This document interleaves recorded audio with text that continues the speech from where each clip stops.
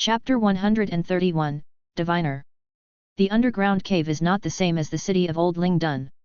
If he really wants to take action, he has no scruples. Suen can kill them and retreat calmly. With this complex terrain, even if 10 times the number of pursuers from Old Lingdun were to come, they might not be able to catch up to him. But in doing so, his plan to quietly go to Dawn City will be ruined, and his identity as Johnny will have to be abandoned. But it seems that there is no other choice but to take action now. Hey, you, take off your mask. Suen was being urged by the guy from the Iron Cavalry on the opposite side to take off his mask. After all, it was the time for the camp to rest, and most of the people in the transport team were not wearing gas masks. As the guy passed by, he naturally noticed that Suen was different.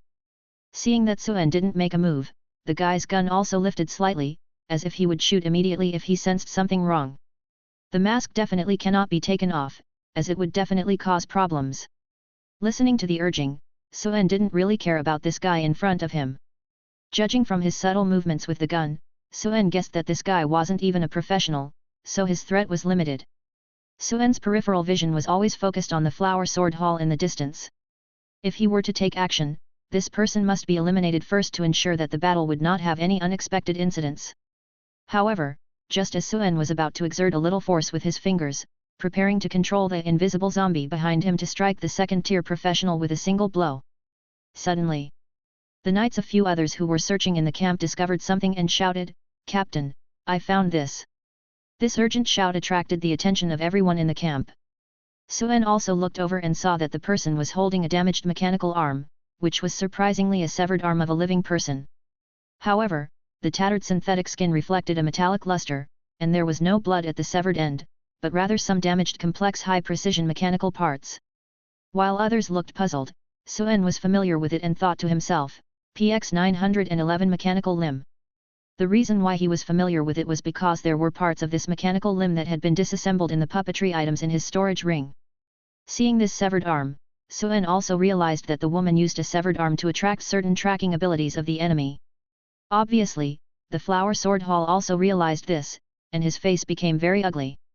Finding the mechanical arm meant that they had been misled by the wanted criminal, and continuing to stay in the camp would most likely be a waste of time. Even the guy in front of Suen had no intention of urging him to take off his mask anymore. He was not in a hurry to take action either. With the top boss being assassinated and Hall facing great pressure, he turned his head to look at the man in the team wearing a black silk top hat and asked, "Harkins, how long until you can use your divination ability again?" Upon hearing this, the man named Harkins showed a difficult expression on his face, "At least another 2 hours." Hall shook his head, "What about now?" Harkins originally wanted to say that it was impossible, but looking at the captain's pale face, he knew he couldn't refuse, "I'll try." With that, this guy stabbed the silver handle of the staff he was holding into the ground, and then clasped his hands in a wizard's seal. In an instant, a silver hexagram formation appeared under his feet. Not far away, Suen was just wondering what these guys were up to when he suddenly realized something from the starry sky symbol that appeared on top of the hexagram formed by the man in the top hat, divination. Although he had not encountered a professional with this extremely rare and mysterious ability in reality, he had read about it in the textbooks at the Black Tower Academy. Diviners were truly extremely rare professionals. They needed certain specific mediumship talents to qualify for this profession. In the whole of Old Lingdun, there might not be more than a few qualified diviners. However, in the eyes of alchemists, any ability had value. Abilities like predicting the future and divining good and bad luck, although considered divine skills, came at a great cost and were truly high-risk professions. If the target of divination was within the diviner's ability range, it was still manageable, such as finding a lost wallet, which would only cost some energy. But if the target of divination exceeded one's own abilities, or if certain taboos were touched upon, the cost could be the loss of life or even unlimited amplification. For example, when divining an item, if one accidentally glimpsed at an indescribable existence, they would instantly die. Just as this thought flashed through Suen's mind, the hexagram formation under the feet of the man in the top hat had completely lit up. And miraculously, the silver handle staff that he had placed in the center of the formation seemed to be drawn by an invisible force, swaying slowly in a certain direction, as if guiding something. The staff kept swaying in one direction, but in the end, it did not fall. As if something was still missing. But at this point, the diviner Harkins seemed to be struggling. He recited an incantation with his mouth, and his whole body trembled. Seeing that the divination had no result, he gritted his teeth and took out a crystal necklace. As soon as the crystal necklace appeared, a faint blue light instantly enveloped the alchemy formation. With a clang, his palm suddenly touched the ground and pointed towards a cave in the southwest. The necklace also floated up, and the triangular crystal pointed in the same direction like an arrow. However, at the same time, the diviner Hawkins seemed to be hit by an invisible heavy hammer on his soul, and he suddenly spewed out a mouthful of blood, his face turning pale.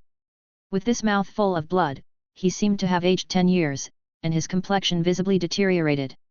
Hull looked at his subordinate who was spitting blood as if he had expected it, and his face didn't look good either. "You've worked hard. Chase." But before he could say more, he immediately called his subordinates and chased after the direction indicated by the floating crystal necklace.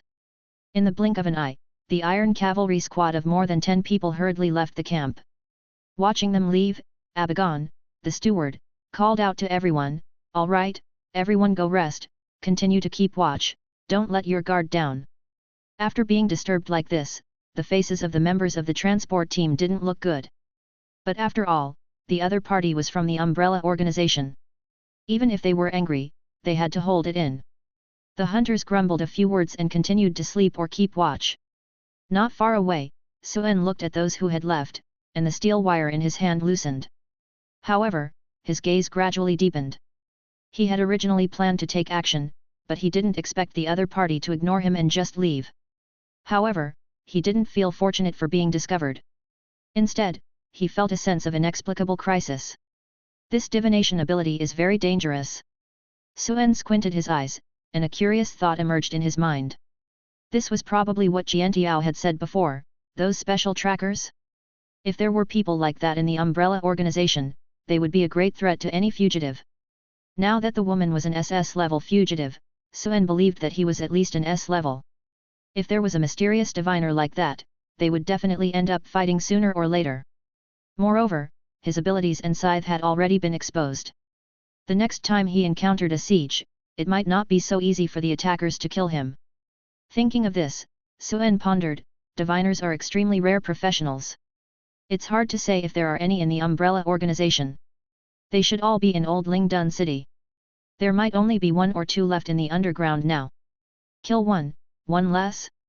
Suen raised an eyebrow, and a dangerous playfulness flashed in his eyes. Since danger had emerged, it would be better to eliminate that danger in its infancy.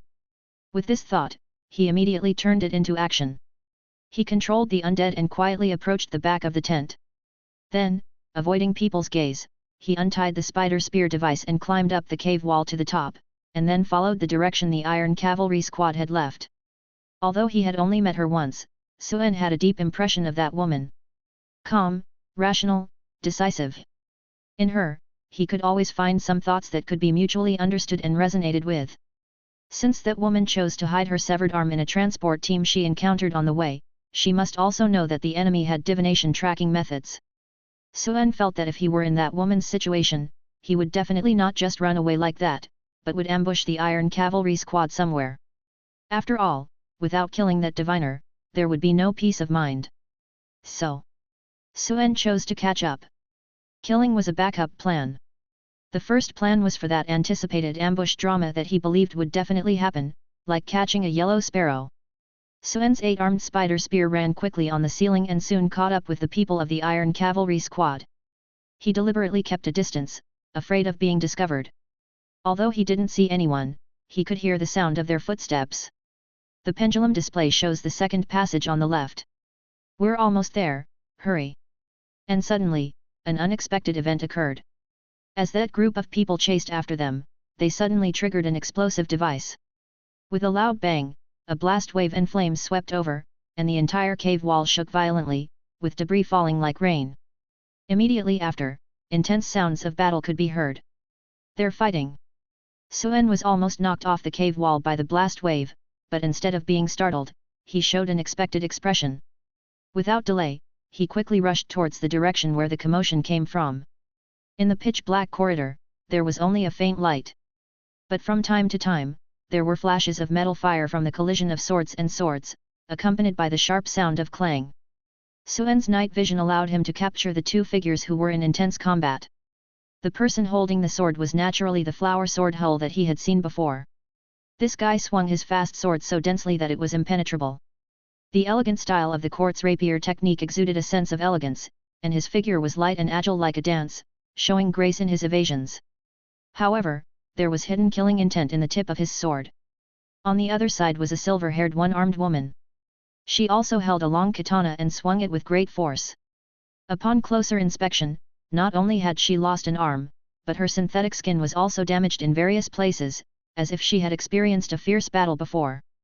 But even with one arm severed and her physical condition looking bad, she was evenly matched with Hull in the fight, and even had the upper hand. Both sides fought fiercely, exchanging blows. Second-tier melee profession really has an extraordinary reaction. Suen hung on the top of the cave wall, watching from a distance, while secretly observing Hull's fighting style. The close combat second-tier professional's nerve reaction speed has reached the level of being able to split bullets with a knife. Even if Suen had the black scythe in his hand, his own reaction was not fast enough to harm this person if he was not prepared in advance. He didn't rush to take action, just hanging not far from the top of the cave. Because he knew that the silver-haired woman who dared to ambush must have the confidence to make a move. The explosion just caught the Iron Cavalry off guard, and now there are still 6 of the more than 10 people alive. Captain Hall restrained the silver-haired woman, while these guys were casting spells on the side and shooting cold guns. Suen also deliberately looked, and the diviner Harkins was indeed still alive. This kind of rare professional must be a key protected target. Obviously, they also guessed that the woman would focus on killing the diviner, and the few people who were alive protected the diviner in the center. Suen originally wanted to find an opportunity to take action and kill Hall to end this battle. But suddenly, he noticed something unusual. Are these people deliberately delaying time? Suen also noticed that Hall knew that he couldn't kill the wanted criminal number 19 at all, so his offensive also converged, becoming a prolonged and entangled fight. Not seeking to harm the enemy, just seeking to delay. It's strange. Suen noticed this and a thought flashed through his mind. Why delay time? Waiting for reinforcements? The battle continued. How fierce was number 19? Since she was able to escape multiple times from the Umbrella Organization's encirclement and suppression battles, how could she be held back by a second-tier professional? Her purpose for setting up an ambush was very clear, it was to kill the diviner. Number 19 saw through Hall's delaying tactics and no longer cared about this guy. Suddenly, a burst of propulsion airflow erupted from under her feet, directly rushing towards the diviner. Her figure flashed past. With a slash of her sword, a visible ripple of sword energy whistled by, and the cold light swept past, and 2 heads had already flown up, with bodies gushing out like a spring. The few people guarding the diviner were pale with fright and hurriedly fired their guns to try to stop her from continuing the slaughter. However, even with alchemical bullets, they only produced sparks on number 19, and explosive bullets only pushed her back a few steps. Suen's thoughts were still spinning in his mind, and he saw the people raising their guns in front of him, but there was no ripple in his heart. PX 911 mechanical limbs have extremely high physical and magical resistance. Alchemical bullets won't hit the vital points, so they are useless against her. And maybe, she doesn't have any conventional vital points at all. He had carefully dismantled and analyzed the functions of these mechanical limbs before. Although he couldn't understand many of the technologies, he speculated that this number 19 in front of him might have everything except the brain and nerves replaced with machinery or alchemical components. So for normal people, weaknesses like nasal cavities, ear holes, eye sockets, and various skeletal joints were probably completely eliminated in her design. This is a super mechanical warrior that exists purely for combat and killing. But then Suen had a doubt, if she is so strong, who was able to cut off her arm before? A third-tier professional. Moreover, being chased by a second-tier team, not fighting back, and having to flee? Suen felt that she might have guessed that there were stronger pursuers behind her, so she didn't waste time killing these people. With this thought, Suen narrowed his eyes and murmured, "Sure enough, there are stronger reinforcements on their way." Number 19's swift operation of entering the crowd made the flower sword Hall's face turn black.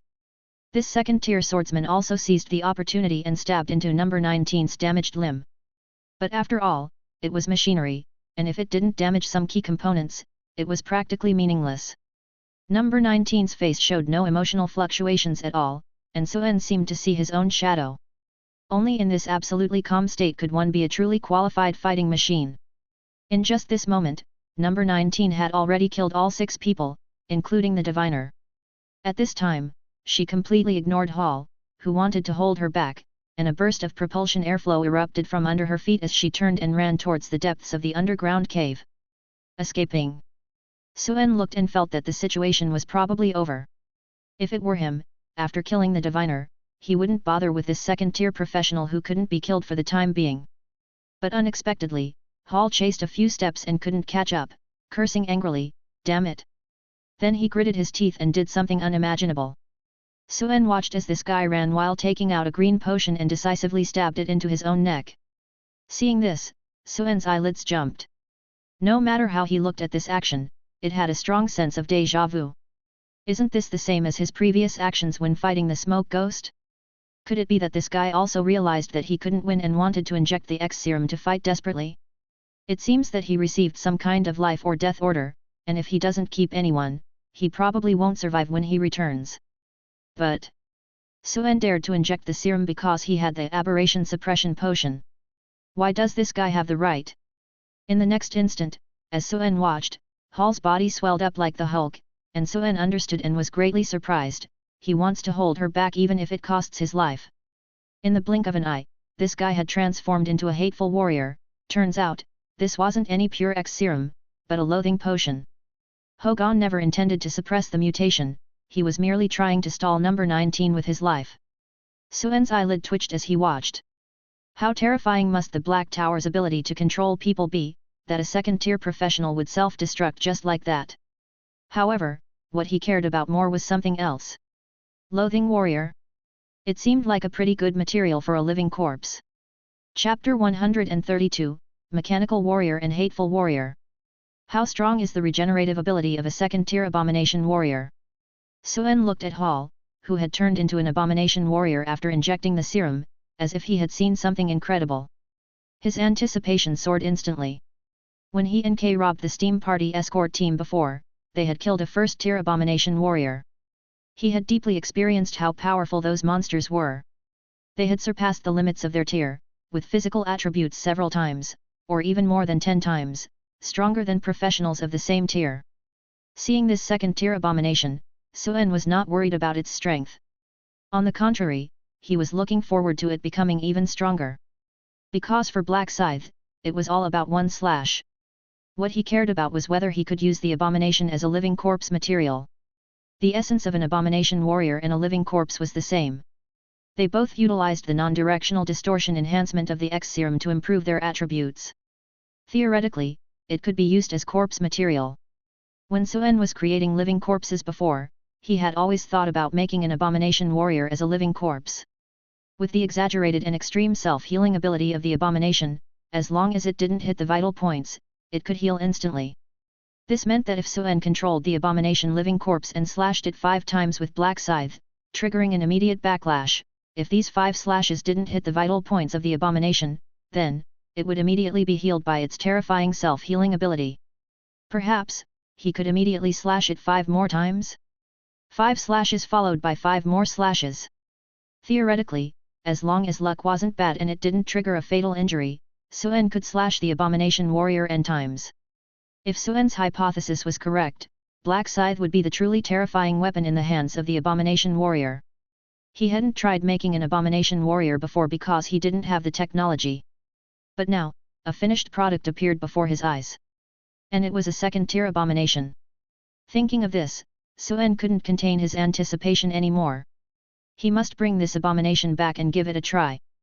With this in mind, Suen quickly harvested the spoils from several corpses and chased after the abomination warrior. After Hall injected the serum and transformed into an abomination warrior, his speed became extremely fast. He rushed forward and quickly caught up with number 19, who was trying to escape.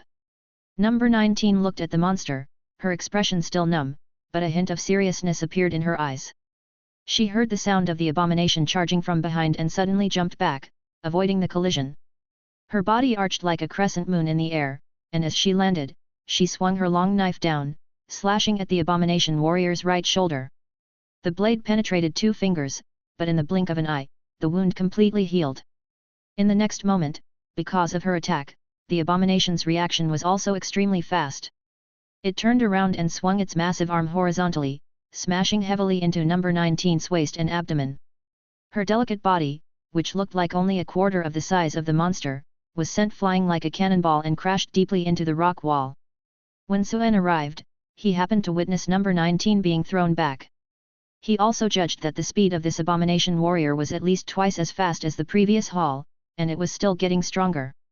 Number 19 was also smashed into the stone wall, and Suen felt a slight pain in his lower abdomen. If this blow had landed on him, even though his body was so strong now, he would have undoubtedly lost half of his life. But number 19 seemed completely unaffected. She sprang out of the pit like a projectile and swung her knife at the approaching abomination. A mechanical warrior against an abomination warrior. Both sides relied purely on physical attacks, had no sense of pain, and fought in a very violent manner, fist to flesh, blade to flesh, fierce and terrifying. It made people's scalp tingle. Just a few clashes, and the two of them were like reckless cannons firing at each other, causing the underground chamber to collapse everywhere. In the distance, Suen just watched without taking action, hiding his body even more discreetly. Originally, this was the best opportunity for a sneak attack with number 19 restraining the abomination warrior. Suen also knew that facing an unintelligent abomination, one or at most two slashes would be enough to deal with it. But he didn't make a move. Because, he was already certain that the Umbrella Organization's reinforcements would arrive in a short time. Otherwise, Hall's actions to hold off number 19 would be meaningless. If Suen believed that he had guessed correctly and the Umbrella Organization had reinforcements coming soon, then if he killed the abomination warrior now, he would expose himself and the invisible living corpse. This would put him in a very passive situation. Even if he managed to escape this time, the next target of the Umbrella Organization's pursuit would change from 1 to 2. But even though he knew there were reinforcements, Suen didn't immediately withdraw. One reason was that he didn't want to easily give up the readily available abomination warrior's corpse. The other reason was that he felt the situation hadn't reached the point where he had to retreat. From such a distance, it was impossible for a large force to arrive quickly. The most likely possibility was a lone ranger. The hostility of the abomination warrior was indiscriminate, so even if the enemy reinforcements arrived, it didn't necessarily mean an immediate victory or defeat. It was highly likely to turn into a three-way melee. And Suen felt that this kind of chaotic situation was more suitable for him to take advantage of the situation. With the scythe in his hand, who knows? Not only could he obtain the abomination, but he could also ambush the reinforcements. If he guessed wrong and there was more than one enemy coming, then it wouldn't be a big problem. 19 and hatred could also buy some time. It was not easy to catch up with Suen, who could climb walls and drill holes with his 8-armed spider spear in this complex dungeon. As long as he chose a good hiding spot, it wouldn't be difficult to retreat. So, what he was doing now was to wait patiently for an opportunity. 19 wanted to leave, but he was being held back by hatred and couldn't escape at all. The battle between one person and one monster had already reached a white-hot stage. One body was made of alloy and couldn't be destroyed, while the other body could heal and couldn't be killed. Both sides were consuming their energy. Suddenly, Suen's eyes narrowed. They're here. The sound could travel far in the dungeon passage. At this moment, he listened carefully and keenly caught a series of popping sounds of air explosions coming from the direction of the cave where they were coming from. He guessed that the person coming must be a top-tier powerhouse. Suen didn't even dare to look in the direction where the sound was coming from, fearing that the other party also had a similar malicious perception ability. However, as the sound got closer and closer, Suen suddenly heard something unusual. It was not just the sound of air explosions caused by running and stomping, but also the sound of sizzling from a jet propulsion device. A jet propulsion device? Is the person coming also a mech warrior? Suen was very familiar with this sound because during the battle with 19, there were air surges in each joint. When he analyzed the stolen PX-911 mech body, he also discovered the fuel propulsion device and the air propulsion device that looked like a jet engine. After being charged, these propulsion devices could provide explosive power to the mech warrior. Therefore, he was certain that the person coming was a mech warrior. Suen listened carefully to the movement and indeed, as he expected, the reinforcements came alone. Seeing this, he didn't rush to leave. After all, knowing that the other party was a mech warrior made the intelligence clearer. Unlike those strange magic professionals who could always unleash some unpredictable spells, mech warriors were very strong but had a single attack method, usually only physical attacks. And because they didn't have a physical body, their perception system was also very simple, with only the four senses of sight, hearing, taste, and touch. They wouldn't awaken any strange perception abilities. In a certain sense, the predictable direction became much clearer. When the person arrived, Suen lowered his breath and crouched in the corner without daring to take a deep breath. Although he knew that mech warriors wouldn't have any malicious perception abilities, he deliberately lowered his gaze and relied on his keen hearing to passively capture the movements of the target. But what surprised Suen was that the three-way melee he expected did not happen. After the reinforcements rushed into the battlefield, it seemed that the hatred warrior did not attack him, and the situation immediately turned into a 2-on-1. Listening to the intense impacts of thud, thud, thud, the battle quickly fell silent. So fast. Suen guessed that the guy must have some way to control the hatred warrior or make it not attack him. However, even if there was no melee, it was not a problem. Because in Suen's eyes, 19 was just a bait to distract the enemy, no matter how it was done. Suen heard the end of the battle and cautiously shifted his gaze upward. Not being noticed, he breathed a sigh of relief. As his gaze gradually moved up, he looked at a young man in black military uniform standing there. Like a sharp sword, he gave off a sharp and intimidating feeling. With one hand pinching 19's neck, he lifted her up in the air. But because 19 held a great secret, this guy seemed to have no intention of killing her immediately. As a mech warrior himself, the man in military uniform naturally understood the structure of mech warriors and didn't know how to operate them. He quickly and decisively grabbed 19's wrist with one hand, and with a sudden twist and pull, he snapped off her other arm with a crack. With both arms broken, 19 had completely lost the ability to resist. The man in military uniform seemed to be relieved at this point and, in a victorious posture, said calmly, 19, the legendary mech warrior, an irreplaceable combat genius. It's a pity that the previous generation's PX-811 mech body had so few design flaws. Suen could hear the strong resentment and contempt in his tone. It was as if the second best in the world had defeated the best, and that bitterness finally came out. The man in military uniform saw that 19 had no reaction to his words at all, and seemed to find it boring, so he didn't waste any more words and coldly asked, "Tell me, where is it?" 19 stared expressionlessly at the man in military uniform in front of her. With both arms broken, she had already lost any possibility of turning defeat into victory. No matter how she struggled, it would be in vain. But just at this moment, she suddenly moved. Because she was being choked, she still had her legs left. She suddenly used a scissor leg lock on the man in military uniform's arm, tripping him and making him lose his balance. The man in military uniform, being locked, showed a sneer on his face. Humph! Foolish choice. But, the next second, he immediately couldn't laugh anymore. From a distance, Suen, hidden on the rock wall, saw this scene and his eyes narrowed. Smart choice. He knew very well that 19's attack was not intended to cause any harm to the man in military uniform, but to create an opportunity for himself to attack. The auditory capabilities of a super mechanical warrior must be extremely strong. Suen knew that despite his best efforts to conceal himself, having followed her all this way, she must have noticed something amiss. The woman's combat state was very similar to his own, calm, rational, devoid of any unnecessary emotions. For this reason, Suen put himself in the shoes of number 19, and he was certain that number 19 could do the same. Having discovered the peeper, after watching the show for so long, she must have deduced that the peeper was not from the Umbrella organization. Why was he peeping? Naturally, it was to wait for an opportunity to kill and take advantage of the situation. Moreover, now that another powerful mechanical warrior had arrived, and he was still watching the show without retreating, it meant that he had the capital to watch the show. Suen felt that if he were number 19, thinking up to this point, he would definitely create an opportunity for the peeper to attack. Seeing her make this move, Suen immediately understood, distracting the invisible zombie, and slashing at the military man's neck. Number 19 had already lost both arms, even with her full-strength lock, she had no means to harm the military man. But her intention was not to harm. With this lock, the military man was thrown off balance by number 19. At this moment when he couldn't leverage, a spatial rift suddenly cut across his neck at an extremely tricky angle.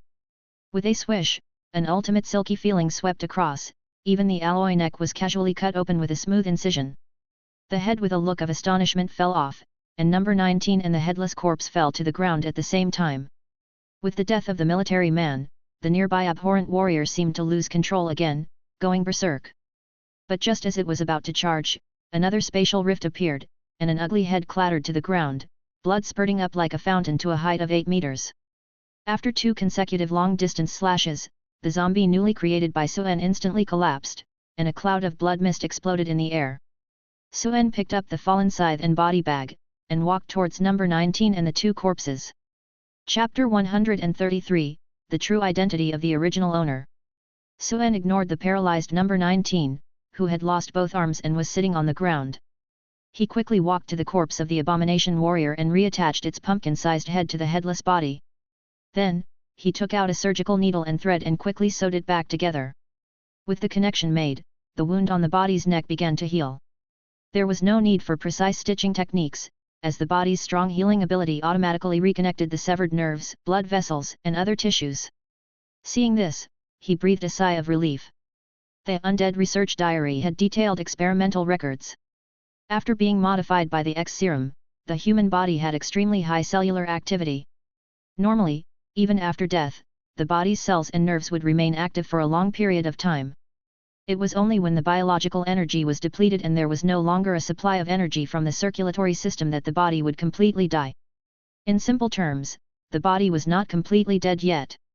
But if the body was left to cool completely and then brought back, even if it was stitched back together, it could no longer be used. Creating an undead required a complete body, not 2 pieces stitched together. Seeing the body healing itself, Suen relaxed. He began to gather his spoils. The flower sword hall had turned into an abomination, and its soul had already dissipated. Suen only gained a small amount of experience from it. But this soldier in military uniform was a great harvest. Obtained 5 fragments of Mole Costa's memories. You have gained some information. Glory is my life, I am the most loyal subordinate of Duke. You have learned the combat skill Beklo Army Body 1-hit kill technique. You have gained a lot of combat weapon usage experience. You have mastered a lot of combat skills, combat experience plus 751. Spiritual power plus 0.1. Mechanical warriors had almost no spiritual power, so the increase was the same as an ordinary person. However, the increase in combat experience was extremely exaggerated. These killing machines created in secret by the Black Tower were filled with various combat knowledge. Harvesting over 700 experience points caused Suen's combat experience to skyrocket, almost reaching the level of a combat expert. In addition to combat skills, this guy's mind was filled with fanatic loyalty. Suen thought of another accurate description for brainwashing thought steel seal. Thinking that the Black Tower probably imprinted absolute loyalty on these combat machines before they left the factory, just like they could erase memories, they could definitely add some loyalty suggestions to the subconscious. However, speaking of which, what was the deal with this defector, number 19? After killing the mechanical warrior, Suen naturally took all the spoils. Just as he was about to put the body of the soldier in the storage ring, number 19, who had been watching him clean up the battlefield without saying a word, spoke up. She calmly said, "If you are willing, I would like to pay a price to buy this mechanical limb. Of course, I will also pay you a reward for helping me out of this predicament." Suen looked up at her and didn't bother with any useless words. He said directly, "I want to hear your background first before deciding if we have the basis for trust to make a deal." He didn't have a bad impression of number 19. But it wasn't a good impression either. If someone was considered not bad by Suen, it was already a high evaluation. Last time they accidentally met at the Black Knight, she didn't make a move, and now Suen didn't make a move either. Although Suen didn't tremble when killing, he didn't take pleasure in it either. But if he didn't have absolute certainty, he would never let his situation get out of control. It would be best if they could just pass by each other like last time. Number 19 seemed to have something to say, and Suen also felt that she recognized him wearing the gas mask. "I think we can find another place to talk," she said. Suen nodded and asked, "Can you still walk?" "I can." Number 19 responded expressionlessly. With both arms severed and wounds on her legs, she struggled against the wall before standing up. She looked very weak. She looked at Suen, who was collecting the abomination's body, and asked, "Are you planning to take the abomination's body with you?" "The storage ring on my severed arm is an ancient alchemical artifact with a super large storage space of 5 cubic meters. You can have it if you need it." 5 cubic meters? Suen didn't say much. He picked up the severed arm, took off the storage ring, put it on his own hand, and then stuffed the severed arm into the storage ring, legitimately reaping his spoils. However, he didn't put the body in it. Because, the body was already showing faint breathing and irregular heartbeat. This was the phenomenon of feigning death, but for Suen, it was a good sign. In a sense, it was already a semi-finished undead. The body showed signs of revival, and Suen's speculation was halfway complete. Now, he needed to immediately draw runes on it and see if he could activate the body's circulatory system and maintain its vital signs. Otherwise, it would truly die. It was inconvenient to stay at the battlefield, and time was of the essence. He directly tied the body with steel wire and controlled it to walk towards the depths of the underground cave. The two walked for a while in the dark underground cave. Suen set up some warning devices along the way before stopping in a secluded corner. He didn't avoid number 19's presence and took out the materials for drawing runes, starting to draw runes on the abomination's body. Number 19 had been quiet throughout the journey, like a mechanical device that had run out of battery, stumbling along the way. Now it had stopped and leaned against a corner. While drawing runes, Suen asked, "What should I call you?" His ability to multitask allowed him to draw runes and converse at the same time with ease. Number 19 replied expressionlessly, "Number 19." Suen asked, "Is there a story behind this name?" Number 19 answered succinctly, "It was my code in the lab." Thinking of the lab, Suen casually asked, "Do you know Eve Banks?" Upon hearing this, number 19 finally showed a hint of emotion, and asked in surprise, "Dr. Banks? You know him?" "No, that's not important." Suen didn't dwell on this topic and instead asked, "I want to know, does your escape from the lab have anything to do with the Banks couple?" Number 19 seemed to have guessed why Suen asked this question. She glanced at him and revealed a shocking secret, "You're right, I was acting on their orders." The explosion at the Research Lab 7 not only destroyed the suppressant research project but also covered up some arrangements they made. It gave me the opportunity to completely destroy that project. Oh. Suen's expression didn't change much, as he had already guessed most of it. Now that number 19 had admitted it, everything was clear. Danny's parents knew that merely blowing up the lab wouldn't completely destroy the higher-ups of the Black Tower's desire to continue researching the X serum.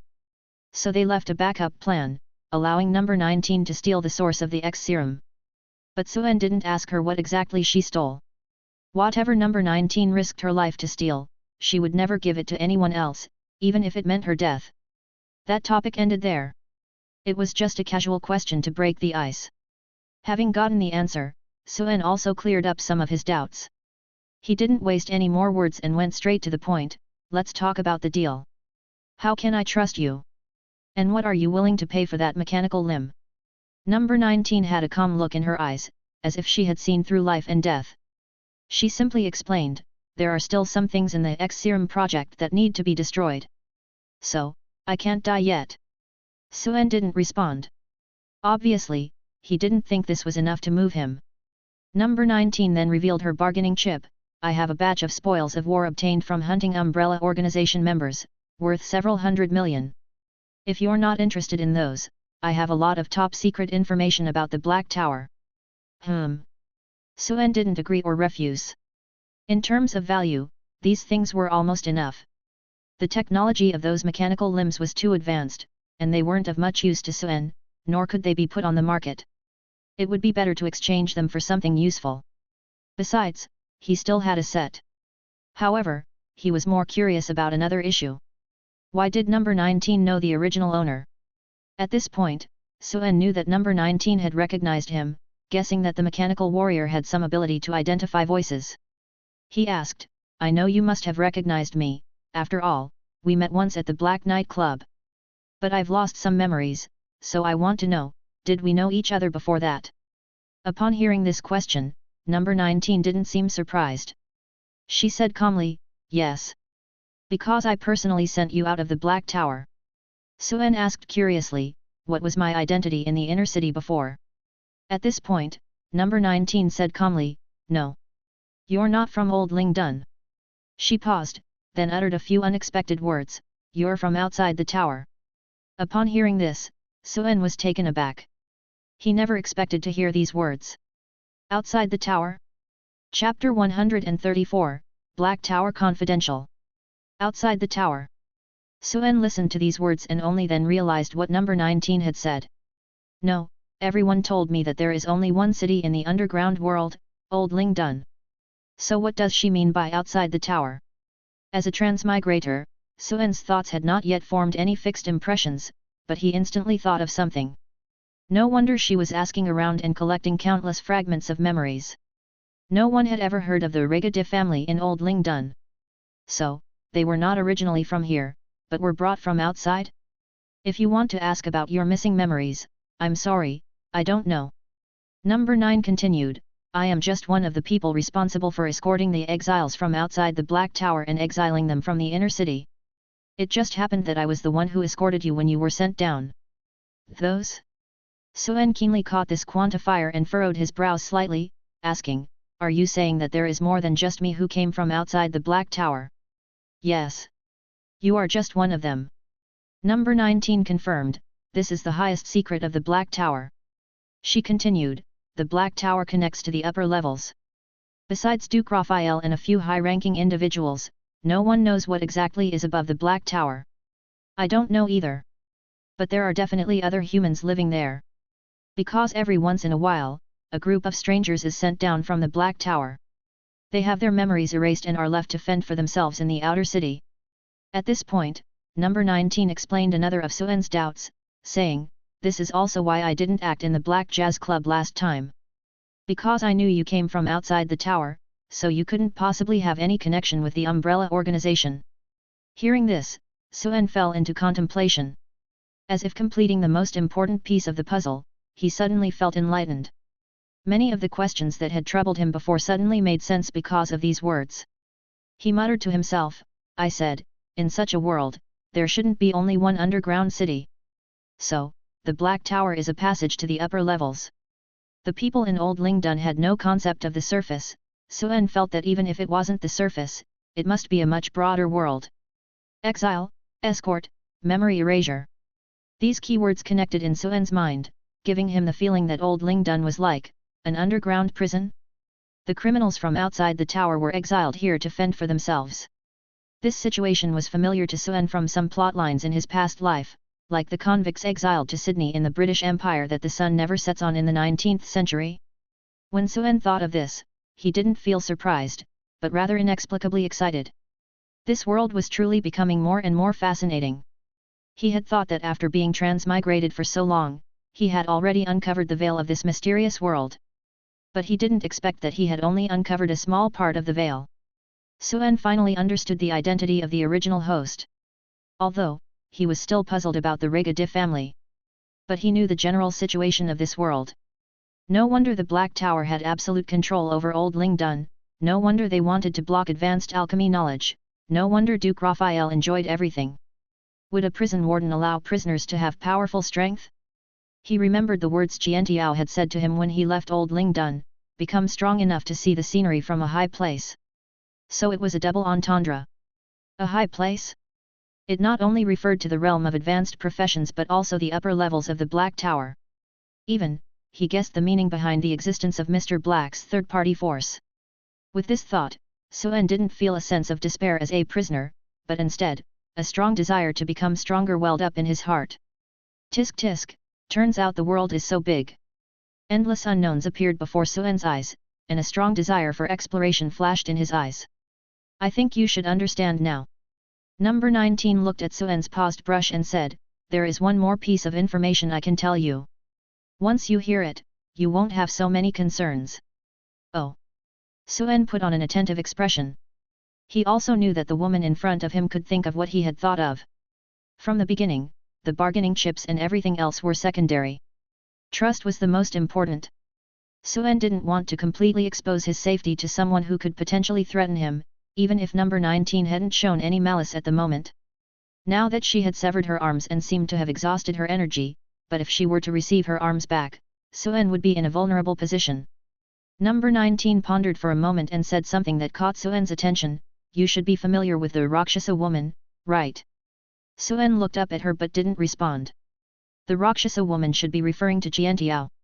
Number 19 didn't wait for Suen's answer because she was confident in her judgment. She continued, because I used to be a high-ranking member of the Black Tower's secret organization, I am familiar with almost all of their intelligence systems. The Umbrella organization is a vast system, and it is impossible to change it in a short period of time. That's why I intercepted a lot of confidential information during this period, including information about you. Suen's brush didn't stop, but his gaze became curious. After a pause, she directly revealed the information, saying, I know that you are now called Suen and that you are a member of the Steel Cross Society. You caused a commotion in the inner city and were chased out. I also know that you have the Night Reaper of Sopnos and the Shroud of the Ice Man ounce in your hands. You also killed 3 second-tier professionals in the outer city, and then you were intercepted by the Umbrella Organization's insider in the Cross Society, Smoke Ghost Sangbu, and the Rakshasa woman saved you. Upon hearing this, Suen's eyebrows slightly lifted. So, number 19 knew everything. However, recalling how she was previously surrounded by the Umbrella Organization, and how a third-party force had participated in her rescue, he wondered if number 19 was also part of that organization. You guessed right. Number 19 seemed to have noticed that Suen had already guessed her hidden identity and admitted it decisively. She said, the Rakshasa woman took such a big risk to save you, I think your relationship with her must be more than simple. They helped me out in the city before, and then I had some contact with Mr. Black and decided to join that organization. So, I don't think we are enemies, in fact, to some extent, we should be allies. She paused, looking at Suen, her tone finally not so cold, otherwise, I wouldn't have told you so much. Death was not enough to make a warrior like her compromise. Upon hearing this, Suen thought that if number 19 really was part of Mr. Black's organization, then she could indeed be considered a friend, not a foe. Number 19 didn't beat around the bush, she directly stated her needs. I still have some unfinished business, there are a few people I haven't killed yet, so I can't die now, that's why I want to buy that mechanical limb. She paused, then added, also, my arm is broken now, I need someone to help me connect the mechanical limb. If you don't mind, I would like to ask you for this favor. Listening to her, Suen confirmed again, you joined Mr. Black's organization. Number 19, yes. If you need some necessary proof, there is a token of the organization in my storage ring. You should recognize it when you see it. Suen looked at the storage ring on his hand. He had put it on as a trophy of war without checking what was inside. Upon looking, he saw a golden cloak with a symbol in the corner. Although the pattern was slightly different, the craftsmanship, material, and overall feel were exactly the same as the one from Qiantiao. Suen made his decision, all right. Chapter 135, The Mechanical Body of the 19th. Suen agreed to the transaction with number 19.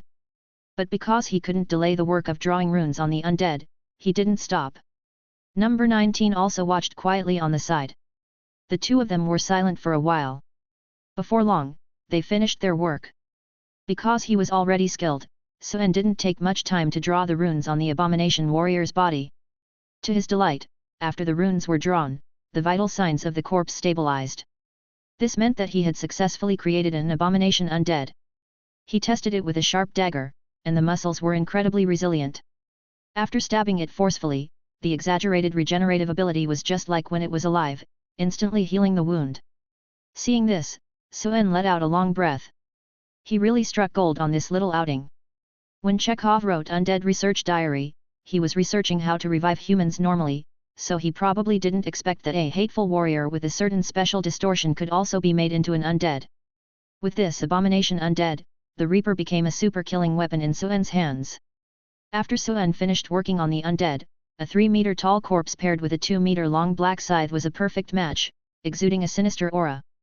Because number 19 already knew about the 2 forbidden items in her possession, she didn't deliberately avoid them and wrapped the corpse and scythe together with a shroud. Although number 19 did know the information and had witnessed the killing of the enemy who was also a mechanical warrior with this corpse and scythe, she still showed a hint of surprise when she saw the massive abomination corpse and the black scythe suddenly disappear from her sight. It was hard to imagine who could withstand this invisible killer if caught off guard. Number 19 said with a complicated expression, the internal intelligence of the Umbrella organization said that you have mastered a method of using the nocturnal black scythe of Sopnos without fear of backlash. So, this is how. Suen didn't explain much because it wouldn't be meaningful for others to know without the research knowledge from the Undead Research Diary. Now that his own affairs were settled, he could start discussing the transaction. He took out the mechanical corpse of the soldier and asked, "How do you want to replace your mechanical limbs?" "I'm not very proficient in mechanical knowledge, but I can be considered an intermediate level mechanic." "That's enough." When number 19 heard that Suen was an intermediate level mechanic, she was pleasantly surprised. She said, "If it's just installation, you don't need advanced mechanical knowledge. However, this power-type mechanical limb doesn't quite match my design framework, and it's a new generation of machinery, so some accessories need to be modified to make it barely usable. I have the materials in my storage ring, and the severed arm also needs to be disassembled to replace some parts." Suen also felt that the soldier's mechanical skeleton was one size larger than number 19's, and the difference was significant. He curiously asked, "Power type? Are there different types of limbs for mechanical warriors?" Number 19 briefly explained, "Yes. There are PZ power type and PX skill type 2 models, which focus on different combat styles." Just by hearing the names, Suen roughly understood the difference between the two models. He suddenly remembered the small-sized limbs in his storage ring, but they seemed different from number 19's. He asked, "Is it the PX 911 mechanical limb that you need?" Number 19 shook her head, "No, although the PX series are all skill type. Mine is the old version of PX 811, so some parts need to be replaced." "Oh." Suen thought for a moment and said, "Can you install the PX 911 mechanical limb?" Number 19 was confused by what he said and didn't understand the meaning. Suen took out some parts of the PX 911 and said, "What I mean is, I accidentally obtained a PX 911 mechanical limb before, but I can't use it. I disassembled it, and it should still be intact. If you need this model, I think we can exchange for it." Seeing the parts that Suen took out, number 19 was also stunned for a moment, feeling a sense of surprise and disbelief. 911 is the latest model of mechanical limbs developed this year. "You actually got one?" Suen briefly mentioned, "Yes. On the day you blew up the West City laboratory, I accidentally intercepted a transport vehicle and found this mechanical limb. If you need it, we can include it in the transaction." "Okay." Although number 19's expression remained the same, her tone of voice clearly showed emotional fluctuations. "If it's this one, it's naturally better." Suen also didn't mind, thinking that the soldier's corpse with a head was more suitable for research. He asked, "How should I help you replace the limb now?" Number 19 lay flat on the ground and said, "First, help me with one of the mechanical arms, so I can also assist." Suen asked, "Should I remove the alloy plate armor on the chest first?" Number 19 nodded, "Yes." Although number 19 was a mechanical warrior, except for the visible mechanical parts at the shoulder joints where the arms were severed, there was no difference from a real person in other places. The synthetic skin was delicate, and even pores and blood vessels could be seen. Of course, in some places where there were minor damages, there were traces of scattered metallic luster. Suen had already disassembled and studied the mechanical limbs in detail before, so he was not unfamiliar with the tools and directly started working. "Do you mind if I cut your clothes to remove the alloy plate armor?" "No. You can go ahead." Both of them spoke calmly, without any unnecessary emotional fluctuations. Number 19 was wearing a black Gothic-style one-piece ultra-short skirt, with large lace hollows on the chest. Even when lying down, it still had a proud undulation. Because it is a mechanical body, her body proportions are completely built according to the golden ratio, whether it is the waist-to-hip ratio or the leg-to-body ratio, it looks very perfect. Especially the hip line, it makes people feel that the pair of white legs wearing black high-heeled boots are particularly slender and three-dimensional. Suen's face showed no surprise as he calmly cut open the black dress. Snip, snip. The sound of scissors cutting through the fabric was particularly clear in this dim dungeon. When cutting the clothes, Suen's fingers accidentally touched the synthetic skin of number 19, tight and bouncy, just like real human skin. This was his first time encountering such advanced material. As a novice alchemist, he naturally had some curiosity about this material. The skin was like latex, but tough enough, and it felt smooth between his fingers. Looking closely, there were obviously many alchemical techniques and black technology that he couldn't understand. From the chest, to the abdomen, and then to the skirt. Until this broken mechanical body was completely exposed in the air. Then came the lace underwear. 1 second before cutting, Suen thought that the body under her clothes should only have a rough shape, without any details. But after completely cutting the clothes, it turned out to be exactly the same as a real person. Even without the damaged parts, this well-proportioned body could almost be said to be a flawless work of art. Number 19 seemed to have guessed Suen's doubts and didn't avoid them at all. With a calm tone, she explained, "There's nothing strange about it. Synthetic limbs were originally invented to meet some special needs of men. And in order to avoid easy exposure during missions, the appearance of our mechanical soldiers is not much different from normal humans." Oh! Suen raised an eyebrow as he listened. Suddenly, he understood some of the runic marks on the skin and asked, "Can this synthetic skin also provide optical invisibility?" Number 19 didn't avoid the question either and responded, "Yes. It is made of light-absorbing material, with high magic resistance and toughness. Optical invisibility is just one of its functions." Oh! Suen curiously asked a few more questions but didn't say much. He touched the mechanical joints under the synthetic skin with his hands and began to dismantle the alloy plates with his hands. "Can the synthetic skin be destroyed?" "Yes." Suen asked and started to work. There was no abnormal emotional fluctuation in his eyes even though she was naked, just like when he was dismantling the mechanical limbs in the basement. Both of them were very calm. Number 19 looked at his skilled technique and sighed, "Your technique is very proficient. I thought you would need my help." Suen said, "I have studied it before when I dismantled it. I roughly remember." "What energy source do mechanical soldiers consume?" "Cursed crystals. If it's intense combat, it requires high-quality crystals." "Do you have any food requirements in daily life?" "The brain needs necessary glucose for energy, so I usually supply some nutrient fluids." "How are the nerves connected to the machinery? Is it technology or special alchemical prosthetics?" "Both. But even the Black Tower hasn't mastered the technology of connecting nerves to machinery." Later, some special substances were extracted from the X serum, which made the Super Soldier project possible. However, large-scale modifications still cause strong rejection from the human body towards mechanical limbs. That's why there aren't many super soldiers. I was the only one who survived among the first batch of test subjects, probably less than a 0.3% chance. "Oh. Are the people you killed all related to the X serum project?" "Before I came here, I heard that you killed an intelligence officer named House." "Yes. Illegal population collection, that was House."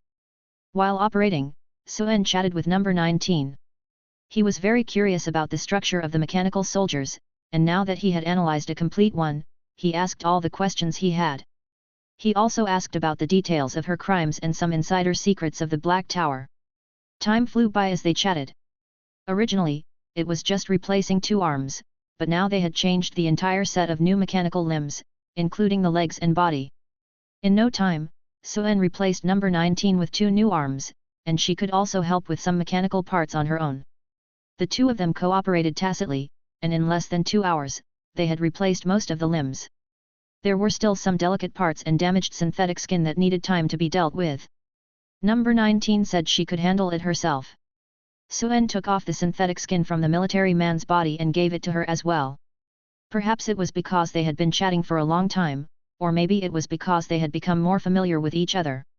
Number 19 stood up again, and her face was no longer the cold expression of a robot when they first met. Her words and actions were friendly. She tried to move her new PX-911 mechanical limbs and found it not awkward at all. Although her arms were still completely exposed metal skeletal limbs, she seemed to feel good. She was satisfied. "Thank you. No need to be polite. It was our agreed upon deal. Let me give you another piece of information. When you go to Dawn City, pay more attention. There are also many members of the Umbrella organization there. I intercepted a secret intelligence before, and the Dawn City ruins were discovered because a big shot from outside the tower went to search for some legendary altar and accidentally found it. The news was intentionally spread by the high level of the Black Tower. Apart from developing the ruins, Duke Raphael seems to be looking for something in there. Soon, there will be a large-scale hunt for lies in the inner city, and more high-level professionals will come." A big shot from outside the tower. There's no more information. All we know is that it came from the Duke's mansion, seems to be a young master.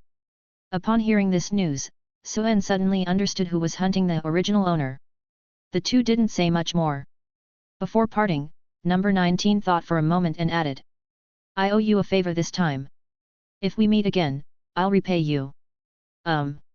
Watching her disappear into the depths of the cave, Suen also turned and left. Chapter 136, Wilderness Town. When Suen returned to the transport team's camp, it was still early morning and the camp was not yet packed up. The night watchman was smoking boredly around the camp, and there were flickering lights in the darkness. He quietly sneaked back into the tent from the top of the rock wall, and no one noticed. After being busy for most of the night, Suen now had some free time and began to count the spoils of the night. The Iron Knight Order was a peripheral member of the Umbrella organization after all, and their equipment was pretty good. They could sell it for a good price. But what Suen cared most about was the storage ring of the fortune teller. Inside, there were some strange divination materials and the crystal necklace he used for divination before. Upon identification, it turned out to be an ancient cursed item. Syria's crystal pendant. Description: a crystal necklace engraved with the words "To my beloved Syria."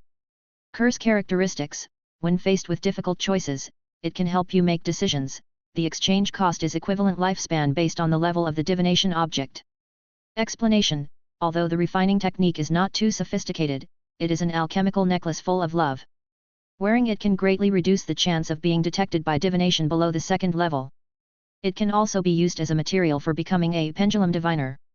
Suen felt that the name Syria sounded familiar, as if he had seen it somewhere. But because it was also a common female name, he didn't think too much about it. In terms of effectiveness, this was a very practical necklace. Suen had been worried about being detected by fortune tellers before, and the anti-detection attribute of this pendant happened to solve this problem. He could also accept the curse characteristics, as it only affected lifespan when using divination. Suen was not a fortune teller by profession, although he had learned some divination skills. He didn't think he would forcefully divine like the previous owner, causing himself to cough up blood and lose lifespan. It was good enough to have passive attributes when wearing it. The item was good, so Suen wrapped the pendant around his wrist to conceal it, muttering to himself, indeed, robbing professionals accurately is the shortcut to obtaining profession-exclusive items. After counting the spoils, Suen lay down on his sleeping bag, carefully recalling what had happened that night. Now that he had figured out the origin of the original owner, Suen felt a huge weight lifted off his shoulders. He also understood the reason behind the bounty in the black market. It must have been done by the original owner's hostile forces outside the tower.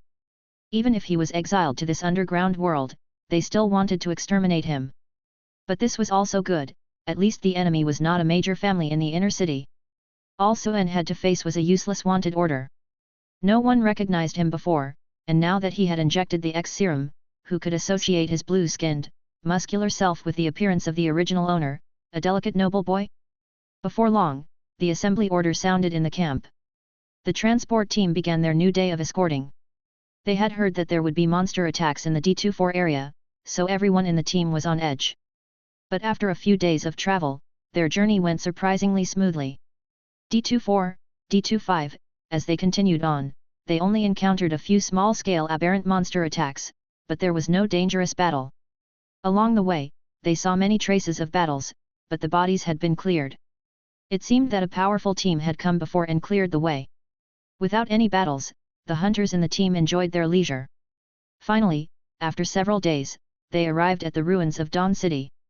Returning to Dawn City, the birthplace he had just crossed over from, Suen felt quite emotional. In the past, it was like a burial ground, lifeless. But now, with Storm Manor as the center, there were various buildings being constructed all over the place. From a distance, the camp was brightly lit, and the tall steam boilers emitted white smoke. These boilers provided a continuous energy supply to the large workshops in the camp, accelerating construction. In the manor, there were two sets of large mechanical devices composed of various tanks and pipelines, like a chemical plant. They were the air filtration device and the drinking water treatment device. These were the most important devices to ensure that the hunters could survive in the underground world with rampant dark energy. It was more like a war town than a camp. The hunters had built a mega-sized hunting camp that could accommodate over 100,000 people using stones and steel frames. Caravans were constantly bringing various building materials from Old Lingdun City. In the near future, this place would become a bustling small city. However, when Suen saw Storm Manor, his gaze became distant. Returning to the familiar place, he remembered Pestoya, the little ghost girl who had given him the materials to advance as a puppeteer. Storm Manor has been occupied, which means the cursed space has been broken. Suen frowned slightly as he thought of the petite girl who suited his taste, even though she wasn't human. Oh, almost forgot. It seemed that she had also given him a brooch, buried somewhere. Arriving at the ruins under D33 area, the concentration of dark energy was several times higher than in Old Lingdun City. For humans, this was a dangerous area where staying for too long could easily cause physical deformities. But for Suen, it had no effect at all. Instead, he felt comfortable all over in this environment. After the amplification of the X serum, Suen's body felt very comfortable with this high concentration of dark spiritual power. He didn't even need to meditate anymore, as the increase in his dark spiritual power was almost the same as when he used to meditate. Moreover, there were no signs of distortion due to absorbing this dark attribute energy too quickly. This concentration was only on the hillside, and there was still a particularly dense area in the ruined city in the far distance, where black mist filled the air.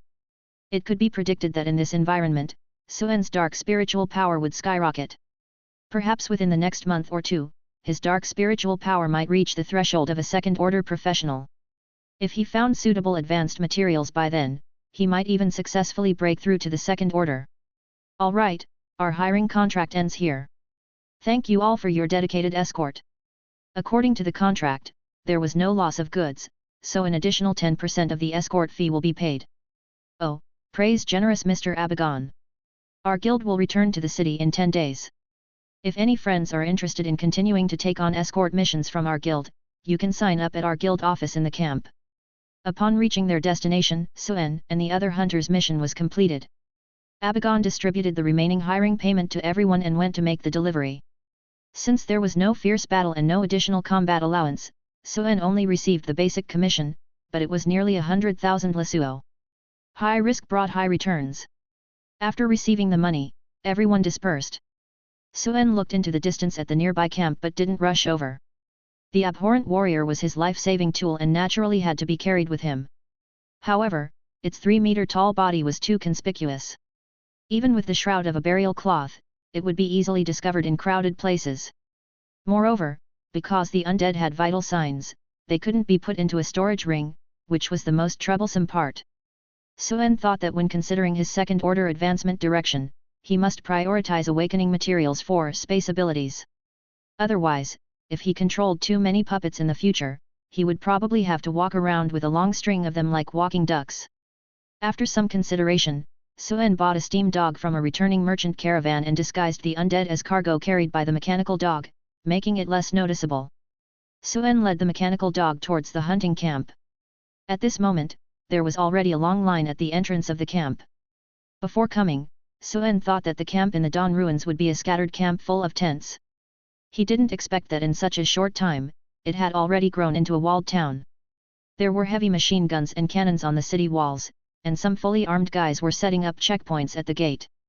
He thought it was an identity check, but it turned out to be collecting an entrance fee. Suen calmly assessed the guard layout at the city gate and instinctively estimated whether he could escape unscathed if a real conflict broke out. Then, he silently lined up at the back of the queue. He listened attentively to the conversations of the people in front, and also understood the general situation in the city. The high entrance fee also made the newcomers to the hunters' camp complain. Damn it, staying in this camp for one night actually costs 3,000 lesuo for the entrance fee? I only earned 100,000 from the escort, and it will all be spent in a month. A month? You're thinking too optimistically. I heard from a guy who went in before that everything in this camp is expensive. The ordinary-looking women in Old Lingdun City cost 300 to 500, but here it's 5,000. Even drinking water is 10 times the price of Old Lingdun. And food, medicine, and ammunition supplies are all several times more expensive. So expensive? Aren't we risking our lives to hunt in the wilderness just to earn money for these unscrupulous merchants? It's not that expensive, actually. We're all here to hunt in the wilderness, who is here to settle down? At most, we'll resupply and rest in the city for a few days. Besides, those big consortiums spent a huge amount of money to build the city and brought in so many facilities. Naturally, they have to recover the costs. Damn it, I haven't even started making money yet, and I have to spend this unjust money. If you don't want to pay, you can camp outside the city. It's just that the attacks from the anomalies near the ruins are frequent, and there are also raiders and thieves. You might end up losing your life while sleeping. There are actually ways to avoid paying the entrance fee. What do you mean? Join one of the 5 major consortium's hunting teams. As long as you obey their orders and participate in some collective hunting missions, it's fine. Join the hunting team of the 5 major consortiums. Yes. You'll get a salary when you join. Then, the treasures discovered during the hunt will be sold to them first, and there aren't many other restrictions. I asked, and the prices are reasonable. After listening for a few sentences, Suen roughly understood the situation in the camp. Several major consortiums in the inner city built the camp and then implemented this entrance fee. If you didn't want to pay, you had to join their hunting teams and follow their orders to carry out some specific exploration tasks. Suen had no intention of joining these consortiums' hunting groups. After all, he wasn't risking his life to make money from hunting. He was well aware that those consortiums probably wanted cannon fodder to explore the cursed space.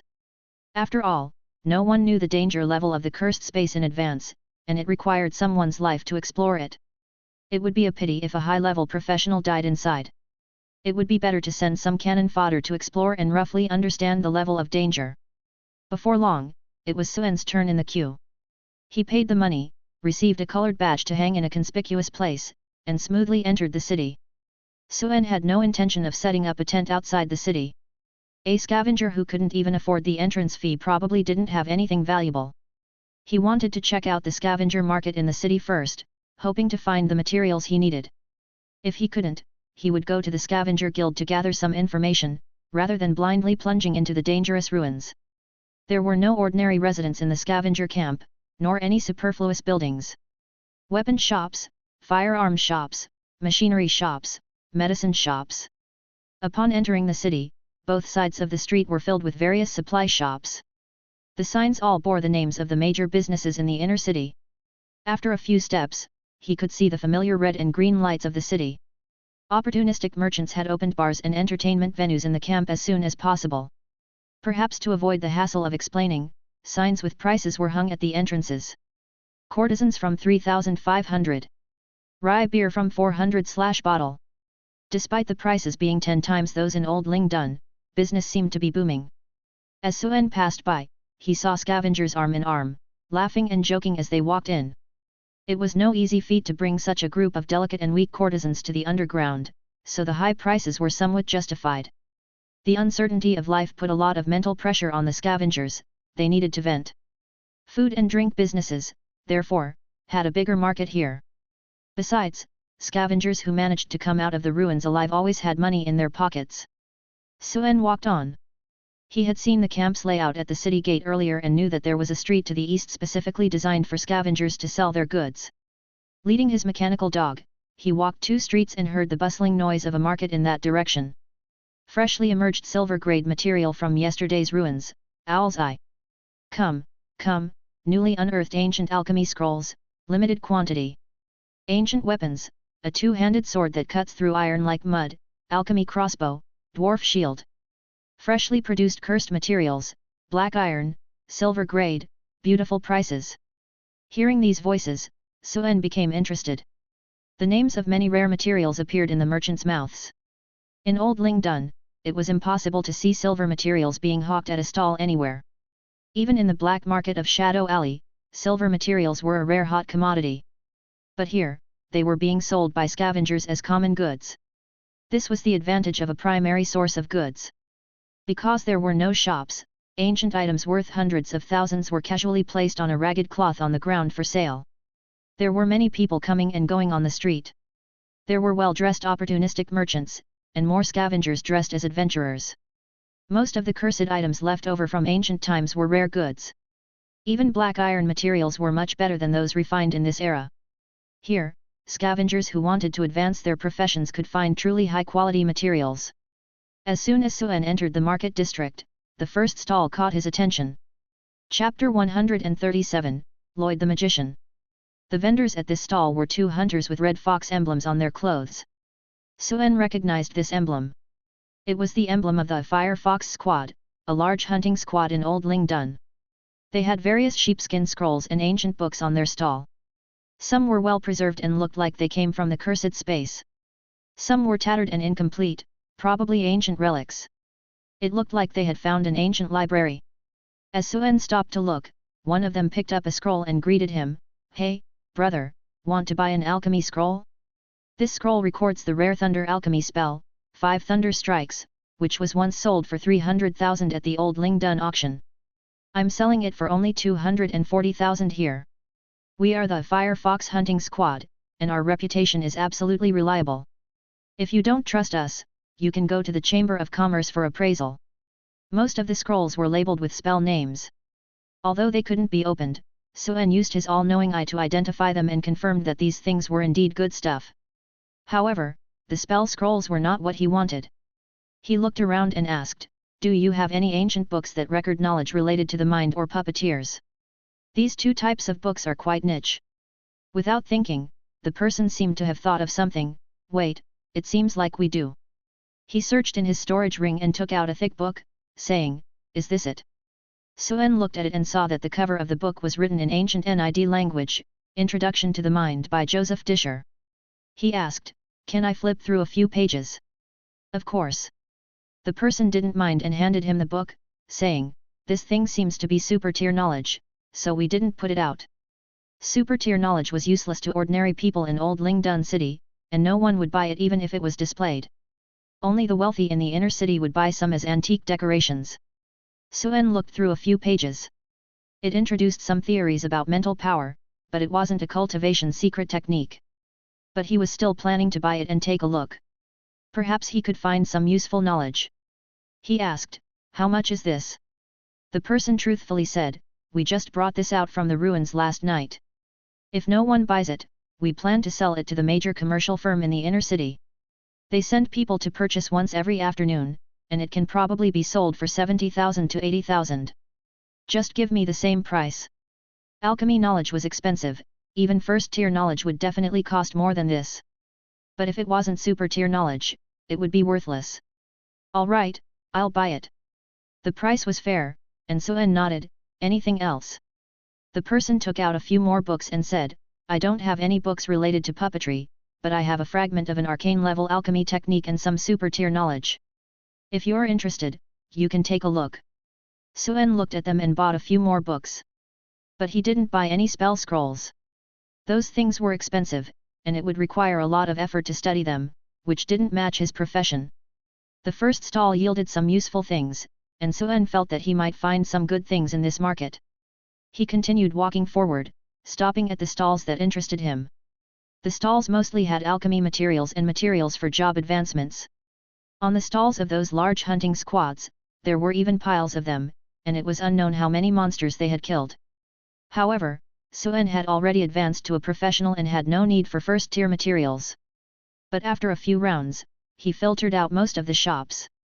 Moreover, he even saw second-tier job advancement materials and blueprint designs at some large stalls. But most of them were materials for mainstream melee, assassin, and mage professions, and they were expensive and not suitable. Suen wanted to find second-tier job advancement materials related to his space abilities, but he didn't want to use them. Such things would never appear on stalls. Even if they did, they would immediately be bought at a high price by opportunistic merchants wandering the streets. Suen strolled through half of the street and unexpectedly found a pleasant surprise. At an inconspicuous stall, he saw that the stall owner had packed up some silver threads in a box, and there were more than 20 of them. Upon identification, they turned out to be the cursed hair of the morning witch that he had been looking for. It was a surprise that was both expected and unexpected. He had speculated before that since the hair came from ruins, others might have encountered some as well, but he didn't expect to actually come across it. Suen quickly walked over and asked, "Brother, how much are you selling these threads for?" The stall owner looked at the customer and enthusiastically introduced, "Oh, sir, you have a good eye. These threads are amazing. They are very tough, and after injecting dark spirit power, they become transparent and can be elementalized." Although these threads were amazing, they were not in high demand by many professions, so they were not easy to sell. This statement attracted some passers-by who seemed interested in these threads that could be elementalized. Suen was well aware of the characteristics of these hairs and didn't want to attract too much attention. Before the stall owner finished introducing them, he said, "Give me a price, and if it's suitable, I'll buy them." The stall owner's eyes flickered with shrewdness as he casually shouted, 11,000 per thread. You know, it took a lot of effort to get these. It was clear that he was testing the waters. If I'm not mistaken, you probably picked up these threads from a certain corpse, right? Suen said this to make the other person realize that he knew what he was talking about. This kind of material belonged to the new materials, and almost no one in Old Lingdun had seen it before.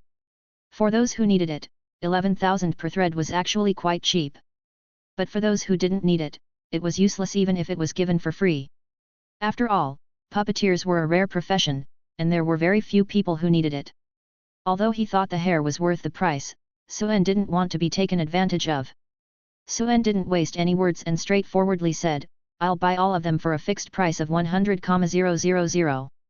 The person thought for a moment and seemed to think that this customer wasn't easy to fool, so he decisively agreed, "Deal." Suen paid the money, put the hair into his storage ring, and inexplicably felt relieved. And at this moment, the stall owner introduced some other things on his stall again. "Look, I also have some materials here. Do you still have this silk thread?" "No, this is all I have." Suen glanced at it, not interested in the materials, but asked directly, "I want to know the information about the origin of this silk thread. If you know, I am willing to pay a suitable price.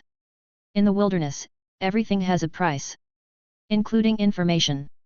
The stall owner, upon hearing this, was not surprised. Information about the source of materials was also one of the goods he sold at his stall. He quoted directly, 30,000. I guarantee to give you the specific location where this silk thread was found. 10,000. Suen was more direct. He took out a thick stack of green banknotes and said, "If it's not detailed enough, I will refuse to pay." "Deal." The stall owner immediately took out a pen and paper and drew a sketch. On the outskirts of the ruins, there is a monastery 300 meters northeast of the red brick tower.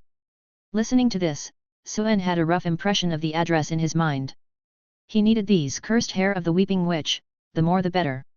This would give his puppet control a qualitative leap. If possible, he even wanted to find the monster that produced this material. Now that he had the black scythe, he had the idea of trying even high-level aberrant monsters. This was originally a normal transaction. But unexpectedly, when the merchant was still telling Suen the address, several people suddenly approached. "I heard that you have another special silk thread for sale." With this opening, the arrogant tone of the person revealed their superior status. Suen didn't need to look to know that this person was probably from the inner city. With a glance, he slightly turned his head. The person who came was a middle-aged man with a mustache. Suen's gaze was instantly attracted to the man's hands holding a cane. His fingers were slender, and the meridians on the back of his hand were clear. This usually meant that the 10 fingers were dexterous, like a pianist or a typist. If he was a transcendent professional, or a puppet master. Because Suen's own hands were like this. When the merchant heard someone asking, and after looking at the person's attire, his tone suddenly became polite, "Respected sir, what do you need?" The middle-aged man with a mustache stated his purpose again, "I heard that you are selling a special silk thread, and I am interested in buying it." Well. Hearing this, the stall owner glanced at Suen and showed a hint of difficulty. Suen guessed the guy's intention and didn't plan to make it complicated. He handed the money to the stall owner and said indifferently, "This is the money, give me the receipt." "Oh." The stall owner was a bit at a loss. The middle-aged man apparently also saw something from the stall owner's expression and asked, "Are you saying that the silk thread has been sold?" The stall owner answered with a forced smile, "Yes.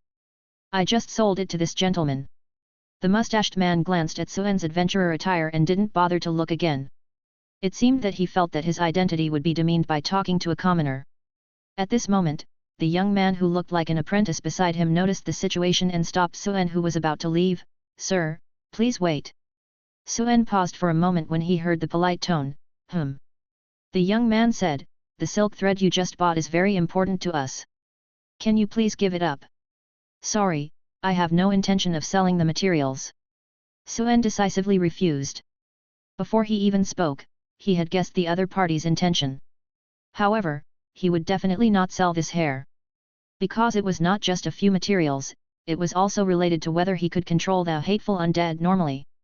A few months ago, he obtained 3 strands of cursed hair of the weeping witch in the black market, but because the quantity was too small, it was not enough to control the puppet.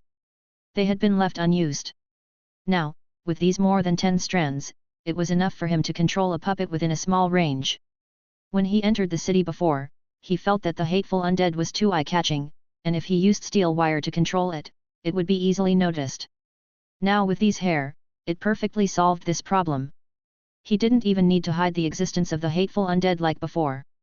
He could cover the undead with a cloak, and when controlling it, he could infuse the hair with dark spiritual power. This special silk thread that could be elementalized would completely disappear without a trace. He could carry it with him at any time, without any traces of control, and no one would suspect him. Therefore, he would never give up this material that he had obtained. Upon hearing Suen's refusal, the young man's face suddenly became less pleasant. He had never received such treatment before, considering his identity and status. He felt that he had been ignored and humiliated by a commoner from the outer city. A shadow flashed through the young man's eyes, but he endured it and calmly said, "I am Dans Oliver. This is my teacher, Puppet Master Lloyd Rodney. The silk thread material is only useful for puppet masters. If you can give it up, we will pay you extra." The Oliver family. A first-class financial consortium in the inner city. Their strength was similar to several branches of the Reyes family, which accounted for 1/7 of the power. They were also one of the 5 major financial consortia that built camps. By bringing up their identity, they naturally wanted to make people retreat. And Suen had some impression of the identity mentioned by the young man.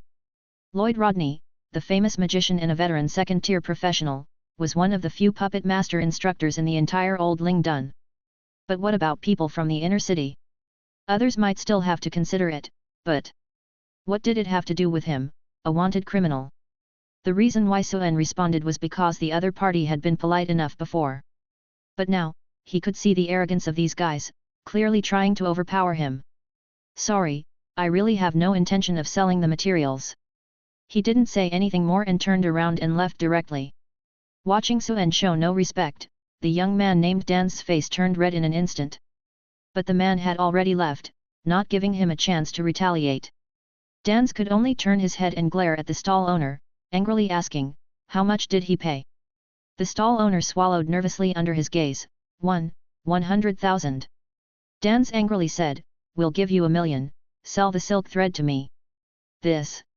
The stall owner looked distressed, instantly feeling like he had sold at a loss. Although he knew the rules of the market, he also wanted to take the money. He quickly turned his head to call out to Suen, who had already left, loudly saying, "Sir, could you?" Suen didn't look back, coldly saying, "No. You." The stall owner was in the wrong, so he couldn't say anything. Seeing Suen's attitude, the young man named Dans was even more furious, cursing, "Damn guy." But the man with the goatee shook his head, calling out to the young man, "Since the material has been sold, let's go." The silk thread was perfect puppet material. If there was enough, it could even be considered as the main material for refining the 1,000 silk implant. What a pity! Listening to this, Dans felt even worse. After a pause, the goatee man looked at the stall owner again.